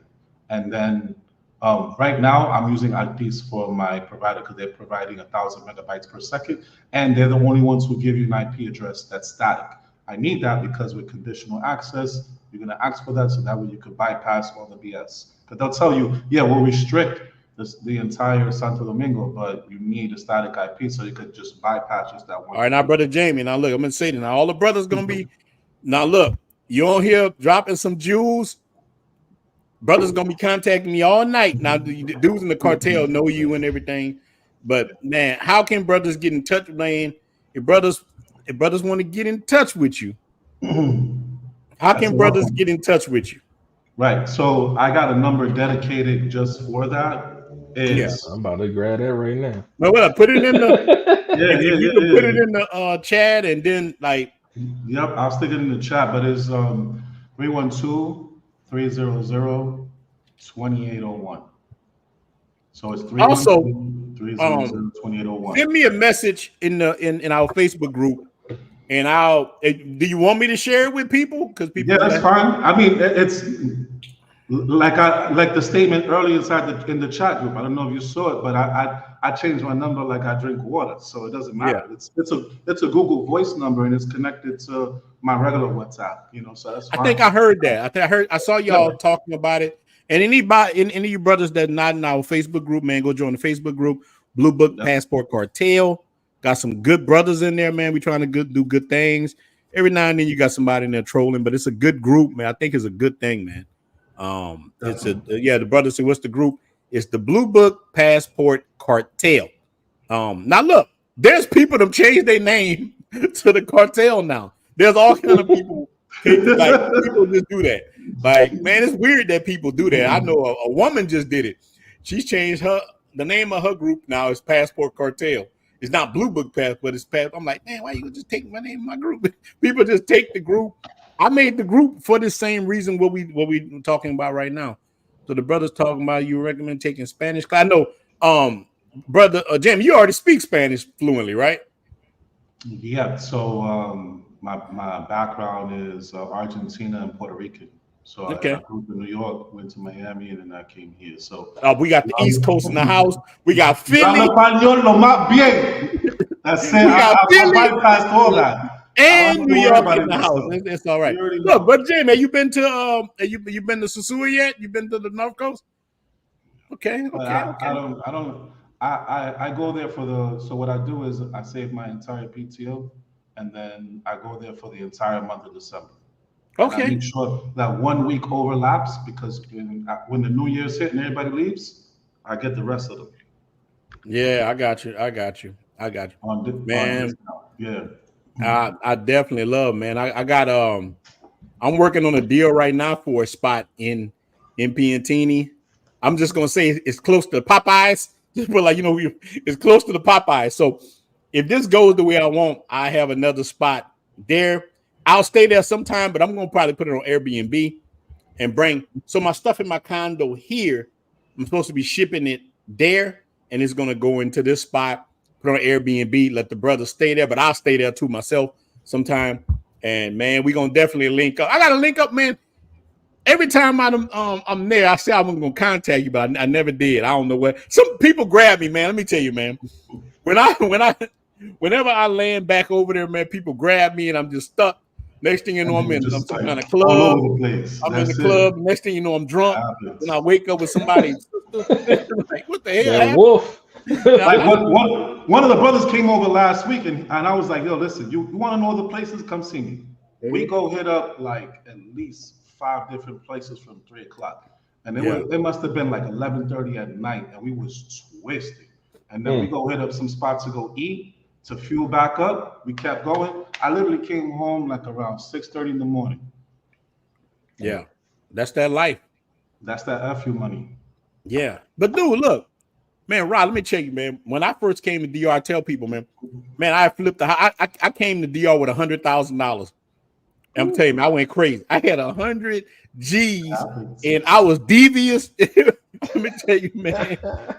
I went to Dominican Republic with $100,000, bro. That's great. And it was cheap clapping paradise. A lot of my story times, that's where it come from. Dude was like, man, I was cutting up that bad. It's like, bro, I never felt that good in my life. I just like, so dudes will hear you talk. They're like, man, like when I say I slaughtered villages, I mean that. So it's like dudes that travel, they know that. So like I said, you got guys in the United States with Rasputia. They can't imagine a dude even dealing with 3 chicks. man, you capping. You ain't dealt with 3 women. I'm like, what? It happens, yeah. Yo, listen. Easily. From 4 o'clock to about 7 o'clock, I got them in rotation from Monday to Friday, right? Yeah. Wednesday just left. And Yeah. then no, I'm dead serious. Like people who really hang out with me, like when they be like, oh no, you can't. When people hang out with me, they be like, yo, you really do live like that. And I'm like, yeah, I do. Because you know what? And to be honest, it's not even that expensive to live like that.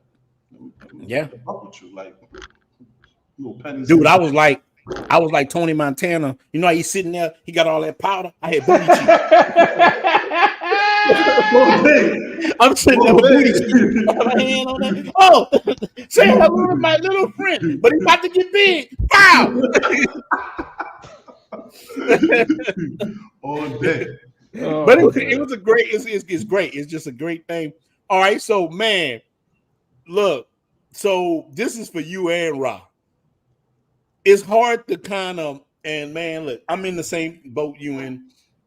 My girl might be watching this. I got a principal. She's good, takes good care of me. Like, I don't want for nothing. Professional woman, but boy, it's hard. So I'm gonna go to Ra first, because Ra about to move there.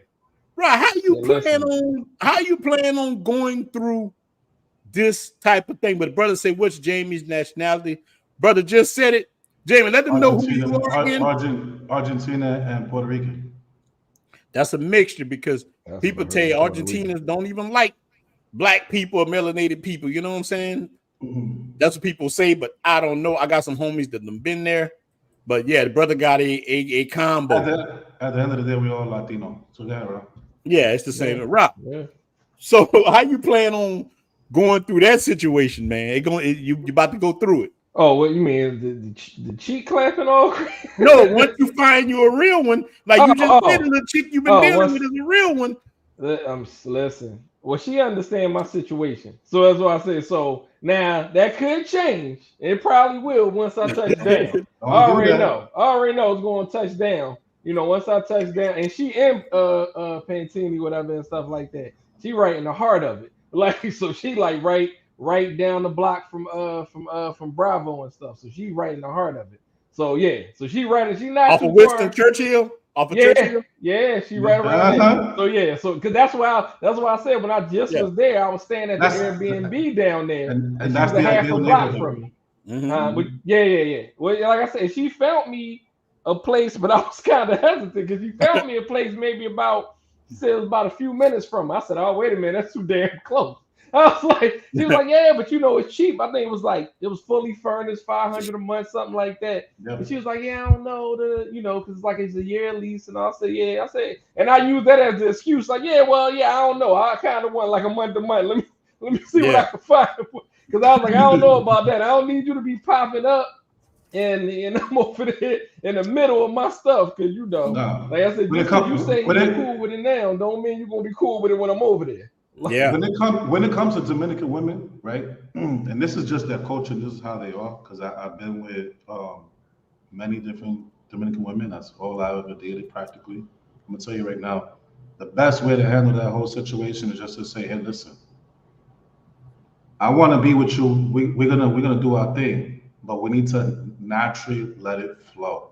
And all you're really telling her when you say that is, I want to be with you, but I'm gonna be with other ones on the side too. So you got to slow your roll. That's it. Like, and listen, I had that same similar conversation when I just was over there. We sitting because she talking like, when she was talking to me, and I'll try to say early in the conversation, she was talking to me like, oh, I don't really see you, and I said, look, I have a life. I do things, blah, blah, blah, blah. I said, what you trying to be, my wife? You trying to be, I threw it out. She's like, no. I understand you a man and you just got divorced and I understand. I just want to make sure you don't forget me. I said, well, you a star player. I said, but it's other people on the team. I said, just let it be known. You get top billing, but you ain't the only one. Just let her get Sundays and Mondays. That's it. And listen, how you was telling it, you was making me think of state property. I don't know if you remember when Noriega, he had Monday, Tuesday. He said, what you doing calling me on Wednesday? He's like, Tuesday, what you doing calling me on Wednesday? I said, that's how Jamie is. Yeah, but the women are Mariah, man, they jealous. Look, I had to tell mine, this is my main one. I remember, man, I disappeared. And when I got back home, she was like, "You were gone for 7 hours." And I looked at her like Michael Jackson Thriller. I'm like, I'm not like most guys. I was like, what do you mean? I told her that's what I hit her with. I'm a Lobo. I said, look, I'm a Lobo. Lobo. Yeah. I'm a wolf. Yeah. I don't know what's gonna happen. Now she understands a little bit. Yeah. Hey, you don't want for nothing. What's the problem? You good. Exactly. You good. You good. Exactly. You know, so Jamie, how you get through that? How you said you just tell them from the jump? From the jump, yeah, from the beginning. Because what happens is that if you let them slide just for just a little bit, and you give them that time, in their mind, they're already thinking, and not that they're plotting, but in their mind, because they don't see it with other women. And you know, I let them cross paths sometimes. So like on purpose, I'll call Saturday and have her come on a Wednesday just so they could see each other. And she knows, like, that's some Latino man You stuff. a bad boy. You a bad boy. No, but at the end of the day, like, we're just smashing and grabbing. That's it. You know. So if you coming over and you coming for a purpose and for a service, let that service be known. There's no falling in love here. We done with that. You know what I'm saying? That's not what we about. Now, my main one, listen, whatever she wants, she call me. I'm like, everybody got to leave. I don't care how many girls there. But when it comes to these shorties, it could come in and out all day long, and then after that, you gotta go. That's it. There's no. All right, so Jamie, if a brother coming and he's planning on relocating, where's the best place for him to find a cool chick? Cool chick. Now you can find them anywhere in Santo Domingo is cool. Just don't keep going all the way past Boca Chica, right? So anywhere from Boca Chica all the way up to Piantini. Now I will say this: you have to, as a man, you got to think a few things that are really important. One, you got to make sure that mom and dad are in the playing field, right? Because a lot of times they come with a lot of mental issues. Dad is not there. I'm crying every 5 seconds. You're looking for a wife. You're not looking for a child to be with. If that's the case, if you're trying to be real serious, and then on top of that, you also have to make sure, listen, you got to be coming in with some bread or something. Like, you're not my daughter. Like, you're my woman. So if you're gonna be my woman, you need to come up with something, because I ain't coming up with everything, no matter how much I make. And I make a pretty good nickel, but I ain't doing it for nobody, period. Because then it turns into a habit, right? And then what happens when you leave? They keep asking and asking and asking, and I'm a Taurus, so I'm just gonna tell you up front, it's a no.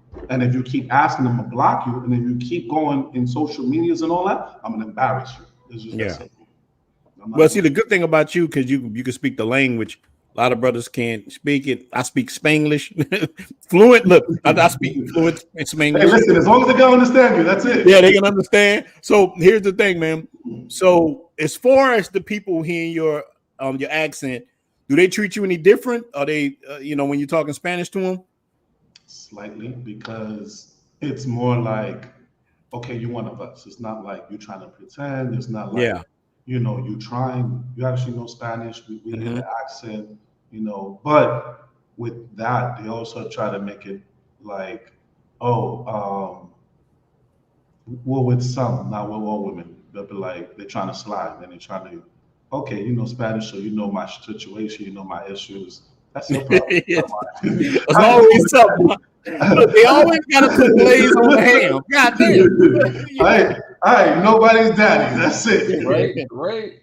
All right. So even that you're saying the daddy thing. So look, you're like, and I'm sorry to put you on the spot. This is the first time you've been on the show with us. So I gotta hit on you a little bit with this.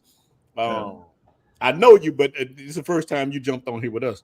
So look, that being said, what's the age bracket you think is best that you deal with yourself? Everybody got the age brackets. Everybody has their own age bracket. For me, if we're gonna be serious, I'm 46 years old. I don't really care what anybody thinks. That's your problem. Yeah, you long with me. Yeah, on but me too. if it's gonna be serious, it depends on the person's mindset, right? Because Yeah. you could be in your 30s, but your mindset is a little bit more different, where we're on the same page. Then okay, I'll think about it. Yeah. Anything under 30, I'm sorry, but we're just smashing past. That's it. Yeah. I got you. Because I have nothing in common with you, even though Mhm. you may look bad and all that, but you know what? Looks aren't important, because when you pass that, right, and you're trying to be serious with someone, like what you have in common with a 29-year-old who don't work, who don't have education, some of them, I'm not gonna say all of them, right? But some of them are like that. And Yeah. then you just smash it. You got to think about it like this too, like ella está chichando todo mundo, you know what I'm saying? So it's like if she getting busy with the whole fam, like you really trying to wife that? Like you got to think about it. So no, sorry, not gonna happen. No. But So you like your for women a me, little bit more seasoned. yeah, season 30 and So up. Rob, Yeah, Rob, no, what's your sweet spot? Yeah, I'm on the same note as Jamie. Like I do 30 and up. Yeah. Now last time I went a little under. I just wanted to just test the waters, whatever and stuff. So I think I did like 27 and up or something like that. I came across a couple that was cool. Now the others it was kind of the same thing. We didn't really have too much in common other than me clap cheeks. That's it. But I came across a couple that was like, hard working, and another one was working and also going to school, whatever and stuff. She trying to get her license, I think in physical therapy or something. So I met a couple that was actually cool, whatever and stuff. Because that's the thing, like anyone I deal with, whether you 30s and up or just under your 30s, I make sure I find out about you. Like I'm not just worried about, it's cool you fine and got a body and all that. That's cool for cheek clapping. But if you try and stay around longer than that, I need to find out more about you. So I usually pick their brain, what do? You got kids? How many kids? Like do you work? Do you got your own place? Like, I want to find out all that stuff. So then I know if you somebody I can put some interest in, or if I'm just going to just hit you up just to clap cheeks and that's it. Exactly. Yeah, man, I'm dealt with so many ranges. It's so funny, man. Look, it's cool to mess with all that. That's all right. Yeah. But I think the youngest I dealt with, I didn't want to deal with her, but she kind of forced it. And look, let me say this first: I'm two different ninjas. You got me, who I'm all right, and you got the werewolf. I got my own women. He got his own women. You know what I'm saying? Exactly. So I done went to sleep with one of my women and woke up with one of his women. So I done dealt with different ranges of chicks. My main old lady, she's 37, good. I mean, we got a lot in common. She does everything. But I also had one that was in 20-something years old. And when I met her, I was like, whoa, you're a little too young for me. I'm not on that. And she was like, Poppy, my last boyfriend was 56 and showed me pictures of him. I'm like, and the girl was fine. I'm like, you know what? Yeah. And I'm sitting there like, man, she a little too young. But as I hit him, woo! Next thing I know, I woke up to her making plantains. I'm like, what happened last night? What happened? Tequila, that's what happened. Look, I'm in there greasy like Puff Daddy. I'm like, what the hell? I'm in there like the oil. I'm in there soaking wet. I'm covered in Crisco. What happened? So those kind of things that you can kind of get into, man. Things like that happen. But yeah, I would myself rather a woman a little bit older, but we got brothers that say, hey man, no, I want my woman younger, somebody who can have a kid if they want, whatever. And I understand it. No judgment coming from me. Get whatever you want. I asked y'all that for a specific reason. Like my brother Terry said, he want 35 and up. Me logically, I rather 35 and up, but the other side of me want 35 and down. So it just depends, man. Look, I'm telling that woman turned me to the dingler. What would I tell you? Look, let me tell y'all how fine this girl was, man. This is real talk. So I'm packing up my condo right now, right? I found her shorts. Like I have her shorts. I'm telling you, this woman was that fine. I got her shorts still. That's how fine the woman was. It was crazy. But I had to leave her alone because I'm like, nah, man, I gotta leave her alone. She was just Sometimes they're no good for you. not a problem. Yeah. And look, she came from Santiago. Fine little chick. Yeah. That's crazy. I got a few in rotation. I got 3 in rotation that if they call me and they're younger than 30, right? I jump the wind for them. I'm like, okay, well, let me get a cab for you, this, that, whatever you need, boom, boom, boom. But you need to handle that business. That's it, you know? But other than that, no. Because then it turns into a problem. If it's gonna be some serious situation, if it's just cheek clapping, hey, listen, we could do any age, old, young. I've hit them up 49, 50, like whatever. Yeah. Those are the best ones because then they're the ones who are leaving the money on your table. You know what I'm saying? Yeah. I had one. I think old girl was. I don't want to say her name again. It's in the story time. She like, why you put my name? But you won't be surprised how people watch it. That woman was 63 years old, and when I tell you, now she had surgeries and stuff, man, evidently, but she was fine as hell. Look, I woke up in the bed with her, and this is how I woke up, and this is how I found out how old she was. I just came to. You know when you've been drinking and you come to the next morning? I woke up. I'm looking around. I see all the pictures of the kid, and I was like, that's your kid? She said, no, that's my grandkid. Grandkids? God damn. You know what I'm saying? Yeah. It was her grandkids. That woman was 60-something years old. And if I showed you a picture of her, she was a brick house. That's the thing with Tinder, too. Y'all gotta be careful. They got these old Tinder swindlers. These women, the Tinder swindlers, they'll be on there. You thinking they're young. They in their 50s and 60s. Yeah. Fine chicks, man. It for the cheap clapping, Brother Ellis, paying his dues. Oh, he's in Santo Domingo chilling right now, man. Hey, brother, you got your neck brace. Don't be out there clapping all them cheeks, brother. Take a break, brother. Take a break. Listen, when and look, the woman you meet named Dirty Diana, don't talk to her. She kind of don't talk to Diana. Leave Diana alone. That's my girl. Listen, one of the first videos I think I ever saw yours was you talking about that older woman, and I couldn't believe it when I watched the video. When I listened, I can't believe it was with an older woman, and she looked like she was young. And then once I got out there, I said, "Man, I see what he's talking about." They ain't like them big Shirleys in the United States. Hell no. I know this woman had to be a grandma, gray hair and the whole nine, body like she was 30. Yeah, they don't know. She had to be probably in her 60s. I was like, damn. Yeah. And the only way you can tell is when you look at them in the face. Other than that, you look at everything from the neck down, you're like, damn, she look like she's in her 20s. Yeah, exactly. You two could be a soul trained dancer. You won't deal with me? I'm telling you, man. You want to ride with old Eddie Kane? Look, I'm gonna tell you that woman, man. Whoo, oh man, that woman. And look, she was paid because she had so much money. Her husband that she had in the United States had died, and that's why she moved back to Santiago to take care of her parents. She moved to Santiago like rich. And when I met her, man, it's crazy. I met her with 2 dudes. I'm thinking that's her homeboys. Them was her sons. Them ninjas was her sons. Them 2 my age. They chilling with me. Look, one of them said, "Go dance with her. She needs somebody to dance with her." Look, I wasn't even worried about them. Next thing I'm dancing with her, rubbing on, looking at them a little bit, rubbing on her. I wake up in the bed. Look, great. Look, I got great coochie hair tape right here.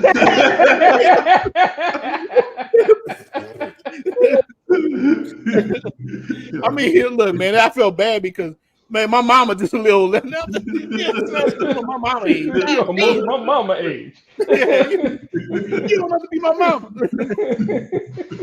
No, but look, the average guy would have stayed with her. I guarantee you. But when you got that many options over there, you ain't like, nah, I ain't doing that. And that's the other thing you gotta watch it for. So like when you first get here, you can't think, oh yeah, I wanna be, in the whole family situation and wifey and this and that. No, because there's so many. Listen, I kid you not.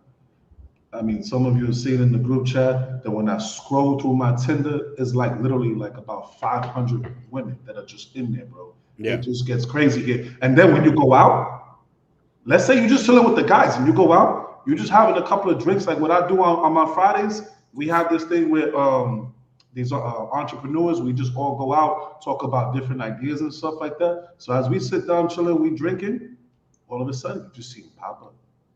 pop up, and they just pop up, and all you see is placum, placao, and all that other stuff. And you're like, damn, which one tonight should I pick?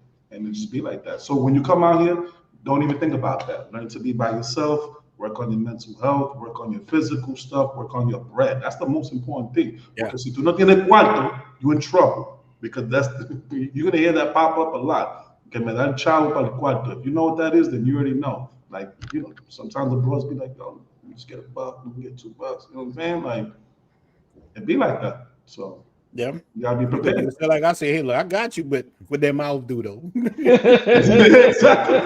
What that mouth do though? I got you. That's my thing. What that mouth do though? You ain't gotta worry. I got you, mama. Don't worry about it. It's all good. What that mouth do? Quick. Exactly. Yeah. Now look, but Jamie, so guys coming and they staying in the city central. What's your best club you think they'll be comfortable at? It depends on what are you looking for. I like to find a lot of different type of exotic women. So like I like Colombian, Venezuelan, I like a little bit of Dominican. So I'll hit a Sahara, I'll hit a gold. You want to have a good time. You're gonna buy a bottle for like 200, go to gold. But don't go early. Go wild out, go like around like midnight when it's really popping. Like the music is thumping and you having a good time, go there. That's the best spot to go to. At least distance wise. I don't like to, so I don't drink and drive. That is not cool. Once, long story short, drunk, drove, almost like crashed into a wall with a big truck too that does 200 miles an hour. It's modified, so never again. So I don't drink and drive. I'll grab an Uber with no problem, but it needs to be less than 30 minutes away from my crib because I'm not trying to sleep in the cab and the guy's trying to wake me up. So yeah. Like safety wise, in the DR, have you ever had any problems? God, I'm asking you the questions that look. I got people texting me asking. So what problems have you had since you lived in the DR safety wise? Zero. And when I go out, people who know, people in the group who have hanged out with me, when I go out, I got, I put on a Rolex with diamonds. I have bracelets on. I got chains with diamonds. People don't bother me. They know who I am, but they don't bother me. I don't get those kind of problems. And if I'm walking outside like that and it's safe for me, you as a regular person with just a white tee, some jeans, and some Air Force Ones, you don't have to worry about nothing. Yeah, brother brought up Nelly. I need 2 pairs. You got your Air Force Ones on. That's it. That's all you need. Brother Jamie say, yeah, y'all walking out there with that Band-Aid, right? No, but it's super safe. My family used to tell me a saying that some people actually know. Tell me who you hang out with, I'll tell you who you are, right? Yeah. Dominican Republic, all it does is just brings out more of who you are, So if you're hanging out with the right people, you ain't got to worry about nothing. But if you're going to the hood, expect some problems. Yeah. And even then, it just depends on who you're next to, right? Because you could be in the barrio and you're just chilling, having a good time. But there's some areas in the neck of the woods, you turn the wrong way, you're like, this don't look right. And you have problems. But that's why anything from estate all the way up, you straight. And I hang out like that with diamonds and all that stuff, and I don't have no problems. So if you go outside regular and you're just having a good time, you buy a bottle, you get some food, you go home, you don't have to worry about nothing. Well, so brother just texted us too. He say, Ronan, you and Jamie lighter skin. Do you think? Ask Jamie how they treat a darker skinned person. I think it's a good question. And that also depends on where you work at, right? Yeah. Because I'm also an employer, for those who know. And in the workplace, they do kind of treat people different depending on like where you work at and who you are. But for the most part, I see it like this. We all come from the same place, no matter if you're Latino, no matter if you're Black, right? Don't matter where you come from, because when When God made Earth, it was just man and woman. It wasn't race. So I don't feel like that, but I do see racism happen. Like it really does exist for darker skinned people. It doesn't happen everywhere, but it does happen, especially. So you see it sometimes. So as far as like colorism, so you have seen colorism in the Santo Domingo area. Correct, but that's only in workplaces. Like when you go to the store, you buy something, you go to the supermarket, the only color they see is green. You don't see it. Remember, I only saw one thing, man. I was on the Caribbean tourist bus, and I'm next to a brother, dark skin from America. They didn't mess with him. So, but they did get a lot of Haitians. They just knew who the Haitians were. They could just see. So, like, let's say me and Rod, they ain't mess with Rod. They ain't mess with me. But they saw a brother. I don't know. He had sandals on. They got my brother. Giveaway. Yeah, he was a dead giveaway. There, brother. Like, what these keys? They got my brother. They wanted his ID, and they grabbed him, and they did. And they took him off.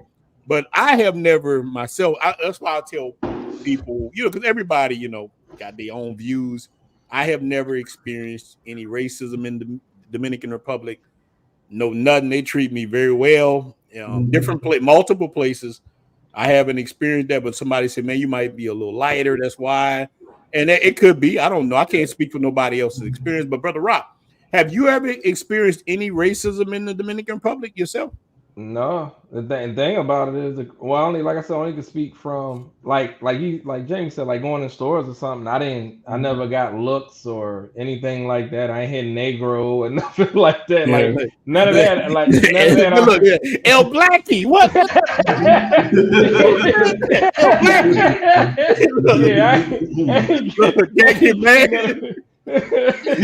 But that also like. You also have to take it with a grain of salt, right? Because they see Americans from a mile away. Yeah. You know how they know, especially like with the clothes. We're the only ones who with the colors and all that stuff. So they could spot us a mile away. So it could be different. But as I said, in corporations, because I've dealt with people in corporations that tell me, hey, this place is weird. Like they do this, they do that. And I get it happens. Like I worked on Wall Street for like over about 15 years, and stuff has happened. So I was just like, this is not for me. Deuces. Okay. Now I can say my main one is Haitian. So we've had conversation where I like picked up brain about that. And she said, they do treat, others that are not of light skin or whatever the case may be. Yeah, they do get treated a lot different, whatever and stuff. She didn't really give me like too many examples that she been through. But she was telling me like stuff that she witnessed and stuff like that. But I guess because I'm American or whatever. But I never experienced it at all. And them Haitian girls, that's a whole nother topic. That's why that's my number one. I'll go with some bad Haitian. We're like, dudes don't really look. Let me tell you something, Brother Jamie. For a long time, I hear dudes talk about Haitians. They're like, hey. I'm like, And when I first went to Santo Domingo, I saw white dudes first. Foreigner I met was a guy from Scotland with a Haitian chick, and he was telling me, I'm like, man, time never no goddamn Haitian. I want something exotic, I'm here looking for, what I'm saying, it's something different. I don't want no Haitians, but boy, that is Haitian different. women, it's very different. Yeah, they listen. You haven't been on the rodeo show yet. A Haitian ride that pony like genuine.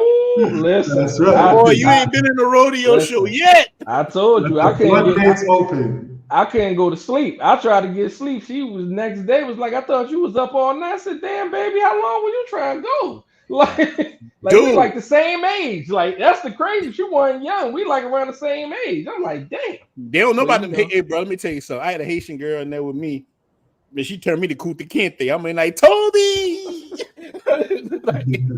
She was having business. Boy, the Haitian, she been lays back. and love. Love to please. Let's just say that. She loved to please. And I'm back like this. She like, I got you. I'm like, okay. Like, my name Rob for a reason. I'm the king. But Jamie, what do you think about Haitian women? You think they, it's all cracked No, up the deal? to be honest, I find them beautiful. Women are beautiful in general. You know what I'm saying? But like Haitian women are beautiful, like stunning. I seen some of them over here, man. Let me tell you, you'd be like, listen, I don't want to deal with these Dominicans. And you know what? Most of them got their stuff together. That's another thing you gotta watch. They come over here, but they first of all, in order for them to even be over here, right? Because they come over here through I forgot what area, but it's more up north. When they come in with their papers, they gotta have a job. Period. It's just like us. So if you come in here and you do residency, you have to have a few things here. You have to have a business. You have to have 2,500 coming in passively. You buy real estate, which is an automatic entrance, and then there's something else. But for them, they got to work. So automatic, you win it. That's it. Yeah. That alone. And then I bought a piece of property and I got a nice piece of property in like Puerto Plata. I don't know what I'm gonna do with it yet. Somebody trying to buy it from me now, but I don't want to sell it to him. I got it so good from my old lady's uncle. I got a good man. I paid $5,600, man, for a spot that's nice, man, with a mountain view. But I really don't want to live in Puerto Plata. Like I want to keep it. But I like Santo Domingo. I like to go back and forth, just like I do now. Like I call it Dominican Vice when you go back and forth. But boy, let me tell you, man. So you can right now too. If you know the right people, man, you can get some property kind of cheap, man. You can get some good deals on. You literally can spend $20K, $30K on a real nice place. Yes.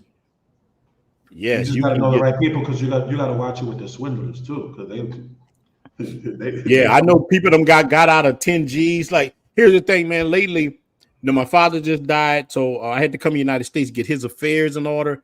My dad died, and he had a lot of stuff, but he also had a lot of kids. So now, but I'm his namesake, so they looking at me. Man, I feel like I'm on like soul food or something. You know what I'm saying? They're trying to negotiate. The big mama ain't gonna make no more chicken. You know what I'm saying? I feel like I'm in that kind of. I got my big mama house and everything. Yeah, we a big mama house. The open come down, the TV fall down. It got money in it. So I got my family looking at me, man. Plus all this stuff, man. Like my dad left. So my dad had a whole trailer park none of us knew about. It's full of Mexicans. So like yeah, but passively that's good. Yeah, it is a good. So now we got to split that up. Look, my dad even had a piece of property that, I don't know y'all have this up north, but a Firestone, like tire service, rents the property.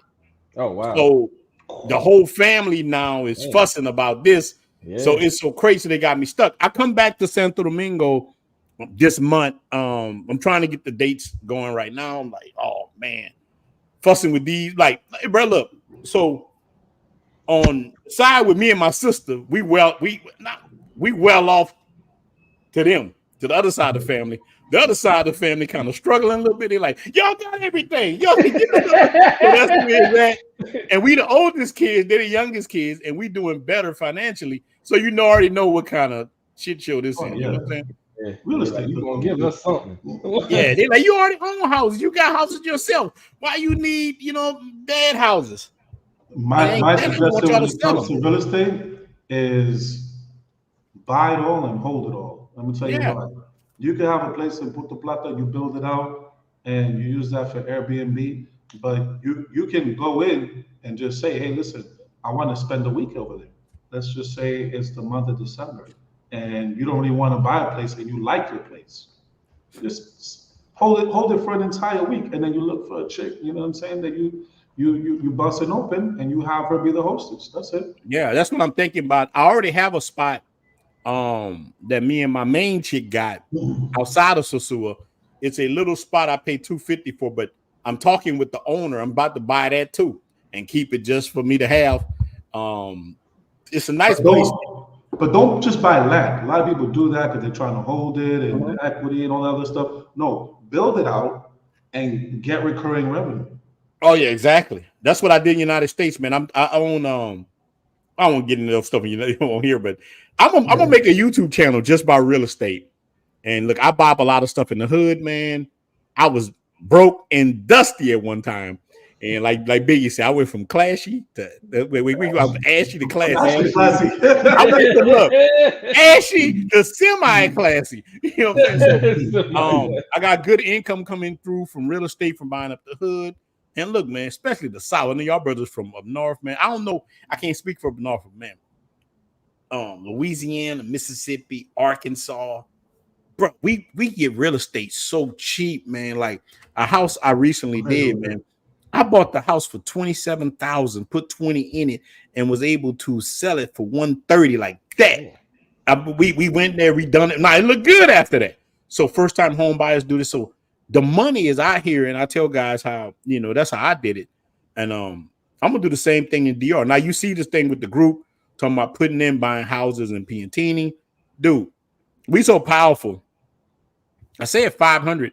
Actually, like 700 people offered me $250. Like, I mean, like, so many people like, hey, I get from that post, yeah, just, man, that's thousands of dollars. You know, now look at it now, people every day. So we can gather hundreds of thousands of dollars like this, like that. But dudes got to be serious with that, and we could take over the game. You know, so dudes be asking me all the time about that. We could do it. You know. With 250, if you have at least 5,000 people, right, put down on that, that's 1.2. That's a lot. Well, right now we got 7,000 people. That's not counting all the people on YouTube that don't even. That's not. I got Correct. I got 16,000 just on YouTube. That's just an estimate. Yeah, that's a lot of people. Man, we can knock down some serious different things. If guys really serious. So dudes reach out to me all the time. Say, man, you can't even like the video. How you gonna put up $250? Like the video, support the brothers. Like I tell dudes, if Ryan the group, Ryan should already be monetized. If we got 7,000 people in the group, why he only got this many subscribers? He should have 7,000 subscribers, right? In a at least 3,000. On Jay should have that. All of us should have that. Is getting black men to get to this point, Latinos, white brothers, because our group got all kinds. So is us doing this, you know, I want my platform up to anybody. I want all of us monetized. I want all of us making money. I want all of us to take this bull by the horn and rock out hard, man. But we're going to be stopping, man. But let me tell you, this was a fun discussion with the brothers. I like this, man. Look, dudes tell me every day now, I'm getting it, man. Why you ain't telling no more story times, man? Sometimes I like to just get on here with the brothers and just chop it up, man. I appreciate you, T-Mac, for the 999 super chat, just showing support for the game and content, man. I really appreciate that. Appreciate the brothers coming on. Now, Jamie, you got to get on here with us more often, man. You don't get on with us, big dog. You know what? I'll go into that little. Let's just put it like this, right? After the divorce, it was just back and forth, you know,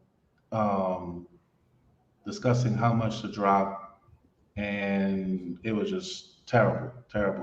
It just took forever. And then once we made a decision on the number, I sent it over, job done. So that was the whole reason why I even was like, okay, I'm gonna get on today because I can, you know, at this point, like everything's already like done. But it's like it took forever. And that's the battle too. Like, forget about just going through the divorce, like trying to just have that paper signed and just be like, I want to be done with it already. I want to move on with my life. It's just, sometimes it's horrible. And, you know, you stay in that situation for such a long time. That's why I tell brothers now in the chat, go get your trust, add everything into that trust, manage everything, and own nothing. Period. Okay. Yeah. Now look, brother's gonna reach out to you just on that. Look, I've been divorced. Rob been divorced. We all went through that, man. I lost a house, brand new vehicle. I lost so much, man. I thought she had an affair with the judge. And they came at me like, God damn, they didn't give me no chance. The judge looked at me like, I'm telling you, man, like, he looked at me like I was in the cartel for real. The name just cartel. You know, the Facebook group. Like, he came after me. I ain't worth that much. I'm out here murking people, man. The judge was like, you got 2 kids by her? I lost two businesses behind it. Yeah, I lost one, Two man. whole functioning businesses behind it. Yeah. I was heated, but it happens, and then you got to start all over. That's okay. Yeah, you got man. I stood with two left, and there's that's okay. I can live off of that. I live within my means, except for the Friday and Saturday. So look, let me ask you this, man. Brother, just text this. They say ask Jamie why he went to Santo Domingo and not Puerto Rico. Why you went to Santo Domingo and not Puerto Rico? I mean, price wise, I do have family there, so I could have made the decision to go there, but business wise, I chose to do it here. One, because I moved one of my companies here, and two, I'm into this thing where I use tech to improve different things. Yeah. And one of my projects that I'm working on is really going to impact the entire country, and I just made the decision to do it. Not just because I've traveled here and I've traveled over there, but I just like it here more. I like that the people are welcoming and all that stuff. Over there, you find that, but it's like you got to live in certain areas, and it didn't catch on. I just wasn't feeling it. You could go hang out with family, and I just wanted to start all over from scratch with nobody know me and just be done with it. That way I could just enjoy my life and live like a halfway normal person without really knowing who I am, and just be like that. So yeah, so when you looked at moving, you already had a plan for Santo Domingo. You like, I know you're going through your divorce. You watch YouTube, but what made you say, "Damn, I'm going to Santo Domingo and not Brazil"? The brothers want to go to Brazil. Beauties, Colombia, man. OJ got some stuff out there. I've dealt with like 5 or 6 Colombians myself. Colombian women are awesome. As a brother that can speak Spanish, I want to know why you came DR and not one of them other places, one of the bigger places. So, little backstory. I weighed about 350 pounds, lost weight, decided to travel around the entire Latin America. And I went to different places, but I just enjoyed DR more. I felt like it was more who I could be myself around me. Not that I couldn't in those other places, but it was just something catching to being here that I was just like, you know what? I really like it here. I like, the whole vibe. I'm enjoying the safety. I could go to the club. I could do this. I could do that. It's not like I can't do it over there, but when I come to do it here, there's something special. There's something different about it. So I just made the decision. After I was doing the traveling, I went back home, took care of a few things, and then when I make the decision to just say, hey, listen, January is it. I just did it. I moved. Stood in the Airbnb for about a month. Went to like 22 different places to look at. And then when I decided to make the choice to sign the contract, that was it. That was it. Man, Santo Domingo do that for you, man. I remember my first trip. But I visited other places. And everything. Yeah, even at that, I went to other places. It's not like I didn't only went to Santo Domingo. I went to Punta Cana. I went to La Ramona. I went to Boca Chica. I went to Santiago. I went to a whole I visited the entire practically country. No, so we were talking about Santiago, me and Brother Ross. So what was your take of Santiago? You didn't really like Santiago? The women are beautiful. They're stunning. Yeah, they're definitely beautiful. And if you're looking to build an actual family, you can find one like this over there. You can do it here, but it's gonna take time. It's gonna take a lot of conversation, a lot of late nights. It's gonna take a whole bunch. Brother, learning that language, how important you think it is for brothers to start learning a little Spanish? Learn now. Don't even wait. Learn.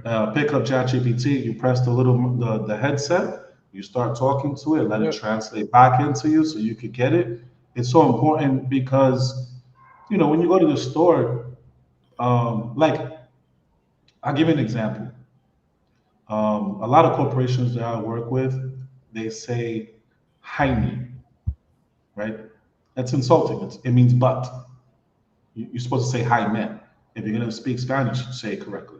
So it's just more of a respect kind of thing when you go to someone's country and you're going to live there, and it's not America, so you can't expect everybody to speak English unless if you're in Punta Cana, and even there, you're gonna have people who speak Spanish and only Spanish. Yeah, So in even order if for you it's a rural area, most people speak Spanish, but they can understand. Yeah. But just to navigate a little bit more smoothly and be able to understand things, because sometimes you hear the girl talking to her cousin talking about, listen, let's get this dude. Like, you got to be up on game too. Yeah, It just happens, right? right? Yeah, Let's that's keep real. it above. Look, Right? You got to know what's going on. I done been places. I see Americans get mad because people speaking Spanish. They forget they in a Spanish speaking country. You need to learn English. Like, Right. no, you need to learn Spanish, big dog. Like, what are you talking about? Yeah, what they are you get talking mad. about? What do you think we're talking about? Come on, speak Spanish. No, it's Yeah, they it's get important mad, man. They get because mad. You want to know Look, what's let me going tell on. you, brother Jamie. Sure. This is crazy. I was telling Brother Rod this. I told you this before. I stayed in a place with a chick when I first started coming to DR for 2 weeks. She couldn't speak any English. I couldn't speak any Spanish, but hola. And let me tell you, we lived good for 2 weeks. Me and her together. Some kind of way it worked. It just worked. That was an awesome girlfriend experience too. That was the girlfriend experience. Yeah, man. I didn't even use the translator. I'm in there trying to sound out what she was saying. And I'm like, yeah, you know how people do you now when you tell them, like when you talk to a foreigner, you try to explain to them, they go, yeah. I was doing that. I was plantain the arroz, yeah, see. I didn't want to eat no rice and bananas, girl. What is this? That's what you said. So yeah, man. Look, man, we gonna stop this, man, because man, we'll keep going to later. Yeah, this we've been on for a little while, man. Look, man, we gonna stop this show. Look, this is what I like though. See, people always want, man, make video. I like live streaming better a lot because you can interact with your community, get with the brothers, get other people experiences. And I promise you guys, man, I'm gonna try to get on a little bit more. I'll be back in Santo Domingo sometime this month, and brother, I'm definitely gonna hit you up.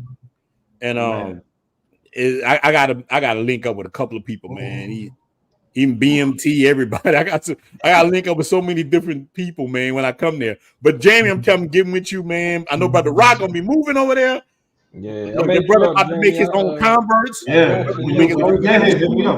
Yeah, I'm gonna definitely gotta pick your brain on a couple things moving out there. So yeah, I'm definitely Now, brother Jamie, are you gonna do your process for your residency before you get here, or are you just gonna move?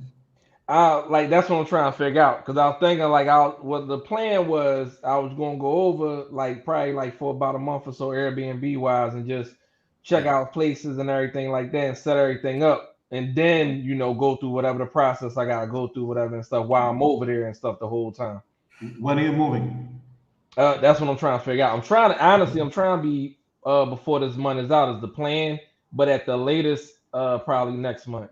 Like I'm just trying to map all this out. Go tomorrow to the consulate office and get the paperwork done. Okay. Only reason why is because whether you're in the country or out the country, you gotta wait 3 months no matter what, just to get a response. Period. Damn. And here's the thing: like if you're in the country and you get the response, then you still gotta fly out to your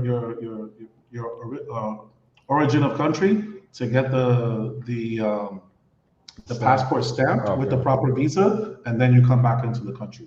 So you might as well just do it. Jamie, brother's about to hit you up a lot, man. But this was a great show, man. Man, appreciate you guys. Brother said, man, make sure you guys like, comment, and share, subscribe. Look, especially, man, make sure y'all hit the button, hit the bell icon, man, because dudes reaching out to me saying, hey, man, I didn't know you drop videos, whatever. I'm like, because YouTube only shows certain things. Now, look, I can show butt cheeks. They'll show that all day. Like this. Now, YouTube, man, the algorithm is like the Monopoly, man. They got the top hat. They know what make money. So, if I walk around with a hidden camera in my sleeve like the Joker, I can do that. I got piles of them. But it just, walk around Sasua following, crusty butt cheeks all day. Like that, you get 80,000 views, man. So look, any of you brothers, man, that's all good too. I'm not knocking it, because God knows I've knocked down a lot of them. I have not. I've knocked them down like a Lego set. You know what I'm saying? So that's why I don't judge brothers. Like, I'm not one of them dudes that judge men for doing things and then behind closed doors he doing the same thing. Nah, I'm not that cat. Nah. I've told you guys from the beginning, I rather regular women, but I have knocked down a lot of the mangoes. I pick a lot of mangoes from the tree, big dog. I have done it in multiple cities. So man, we're gonna stop it here, man. Make sure you guys like the video, subscribe to my brother Ra. But Jamie, you think you gonna ever do a YouTube channel? I'm actually still building up that content. So my YouTube channel is going to be about entrepreneurship and, just doing different projects. I'm actually working on this one application is really going to change the whole entire country. And with some of those funds, I'm going to help to build a school for technology and show people how you could, walk in and literally just make money with technology. And, what I mean? Keep it moving, because it's really just a lack of education. That's it. If I bring you to the water, you gotta learn how to drink it. So exactly. Well, man, look, you're welcome here. Once you got it all the way flowing, man, look, you can come here, speak to the brotherhood. You already in the Blue Book Passport Cartel, put your stuff out there, man. Look, man, salute to all the brothers, man. Look, I got so much love for the brothers, y'all don't know. I'm telling you, man, like this is what I care about more than ever. But Jamie, I'll be there in maybe a week or two. I'll link up with you, man. Maybe we go party. If the party don't stop, watch it. You might come home at 7. Yeah, look, man, I'm used to it. Look, my lady will be like, "You were going 7 hours." You were going 7 hours again. You told me, you promised me you were coming back. Look, Ross, she gonna say, you promised me you was coming back in 6 hours. So man, yeah, man. Look, we're gonna stop the show like we do. Poppy, you say you love me, but you never ever give me no money. Brother Rob, Saturday we jumping on. Let me know if you're free, brother. Okay. Look, support Brother Rob. Drop your channel again. At Brother Abroad and on YouTube. Yeah, man. We had such a good. Wasn't this a good video, brother? Wasn't this cool? The brother jumped on with us talking. Man, this is what it's about, man. To me, is all about the brothers, man. The brother say salute to the brotherhood. Man, look, if we don't support ourselves, nobody gonna do it. Look, let me give y'all brothers an example before I get off, man. So my cousin, I was telling guys about, she got her own YouTube channel. Brother Ross, she gets $10,000 a month from just her memberships. She does makeup, right? Mm-hmm. Guess who giving her the $10,000? Men. These niggas ain't wearing makeup. They get because she's pretty. So dudes will support chicks, man. Support your brothers. Support the brothers. We need to support our sales man, brother Gary, man. Yeah, man. Look, definitely, man. Link up. I don't know where you're going, Gary, but definitely go. Look, get with my brother. Subscribe. Look, get with brother Terry's channel. Is right here, man. Subscribe to my brother Terry. You gotta jump on here sometime, man. Look, man, this is the brotherhood. I want all our channels to go, but I can't make the ninjas subscribe. That's why I tell dudes, man, subscribe to the brotherhood. You know, I fuss about that a lot. Yeah. But I do love the brothers, man. Sooner or later, we'll get it together. So, Brother Rob, man, I appreciate you for coming to the show. We're going to do it again. My brother, man. Salute to you, my brother. Look, man, we're going to stop this right now with my song, man. Salute to all you brothers, DR, New Orleans, East Coast, West Coast, truck drivers.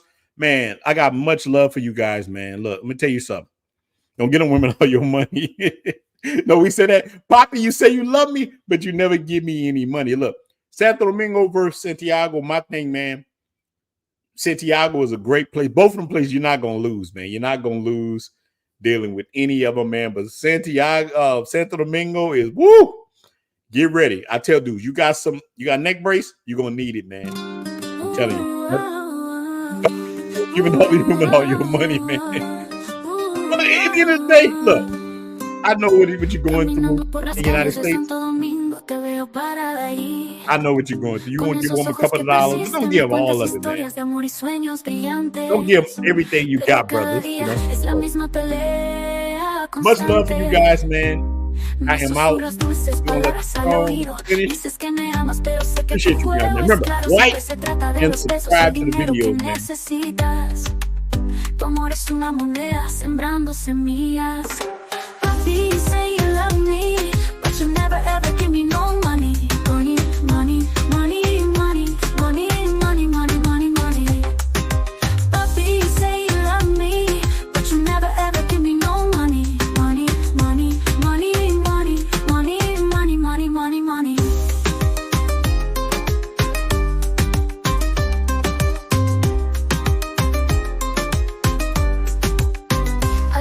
De la luna, bailamos al ritmo de la bachata. Tus manos en las mías, moviendo nuestros pies. Pero el momento se desvanece y tus ojos lo dicen. No es mi corazón, es el efectivo lo que quieres. Me susurras dulces palabras al oído. Dices que me amas, pero sé que tu juego es claro. Siempre se trata de los pesos, el dinero que necesitas. Tu amor es una moneda sembrando semillas. Papi, you say you love me, but you never ever give me no money. Money, money, money, money, money, money, money, money, money.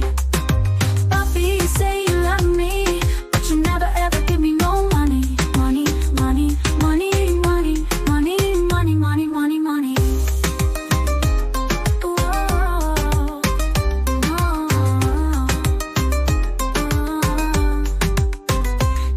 Corazón, mi alma, mi tiempo. Pero para ti el amor es solo un signo de pesos. Ahora veo a través del brillo y el encanto. No seré engañado, no caeré en tu trampa. Oh. Papi, you say you love me, but you never ever give me no money. Money, money, money, money, money, money, money, money, money. You say you love me, but you never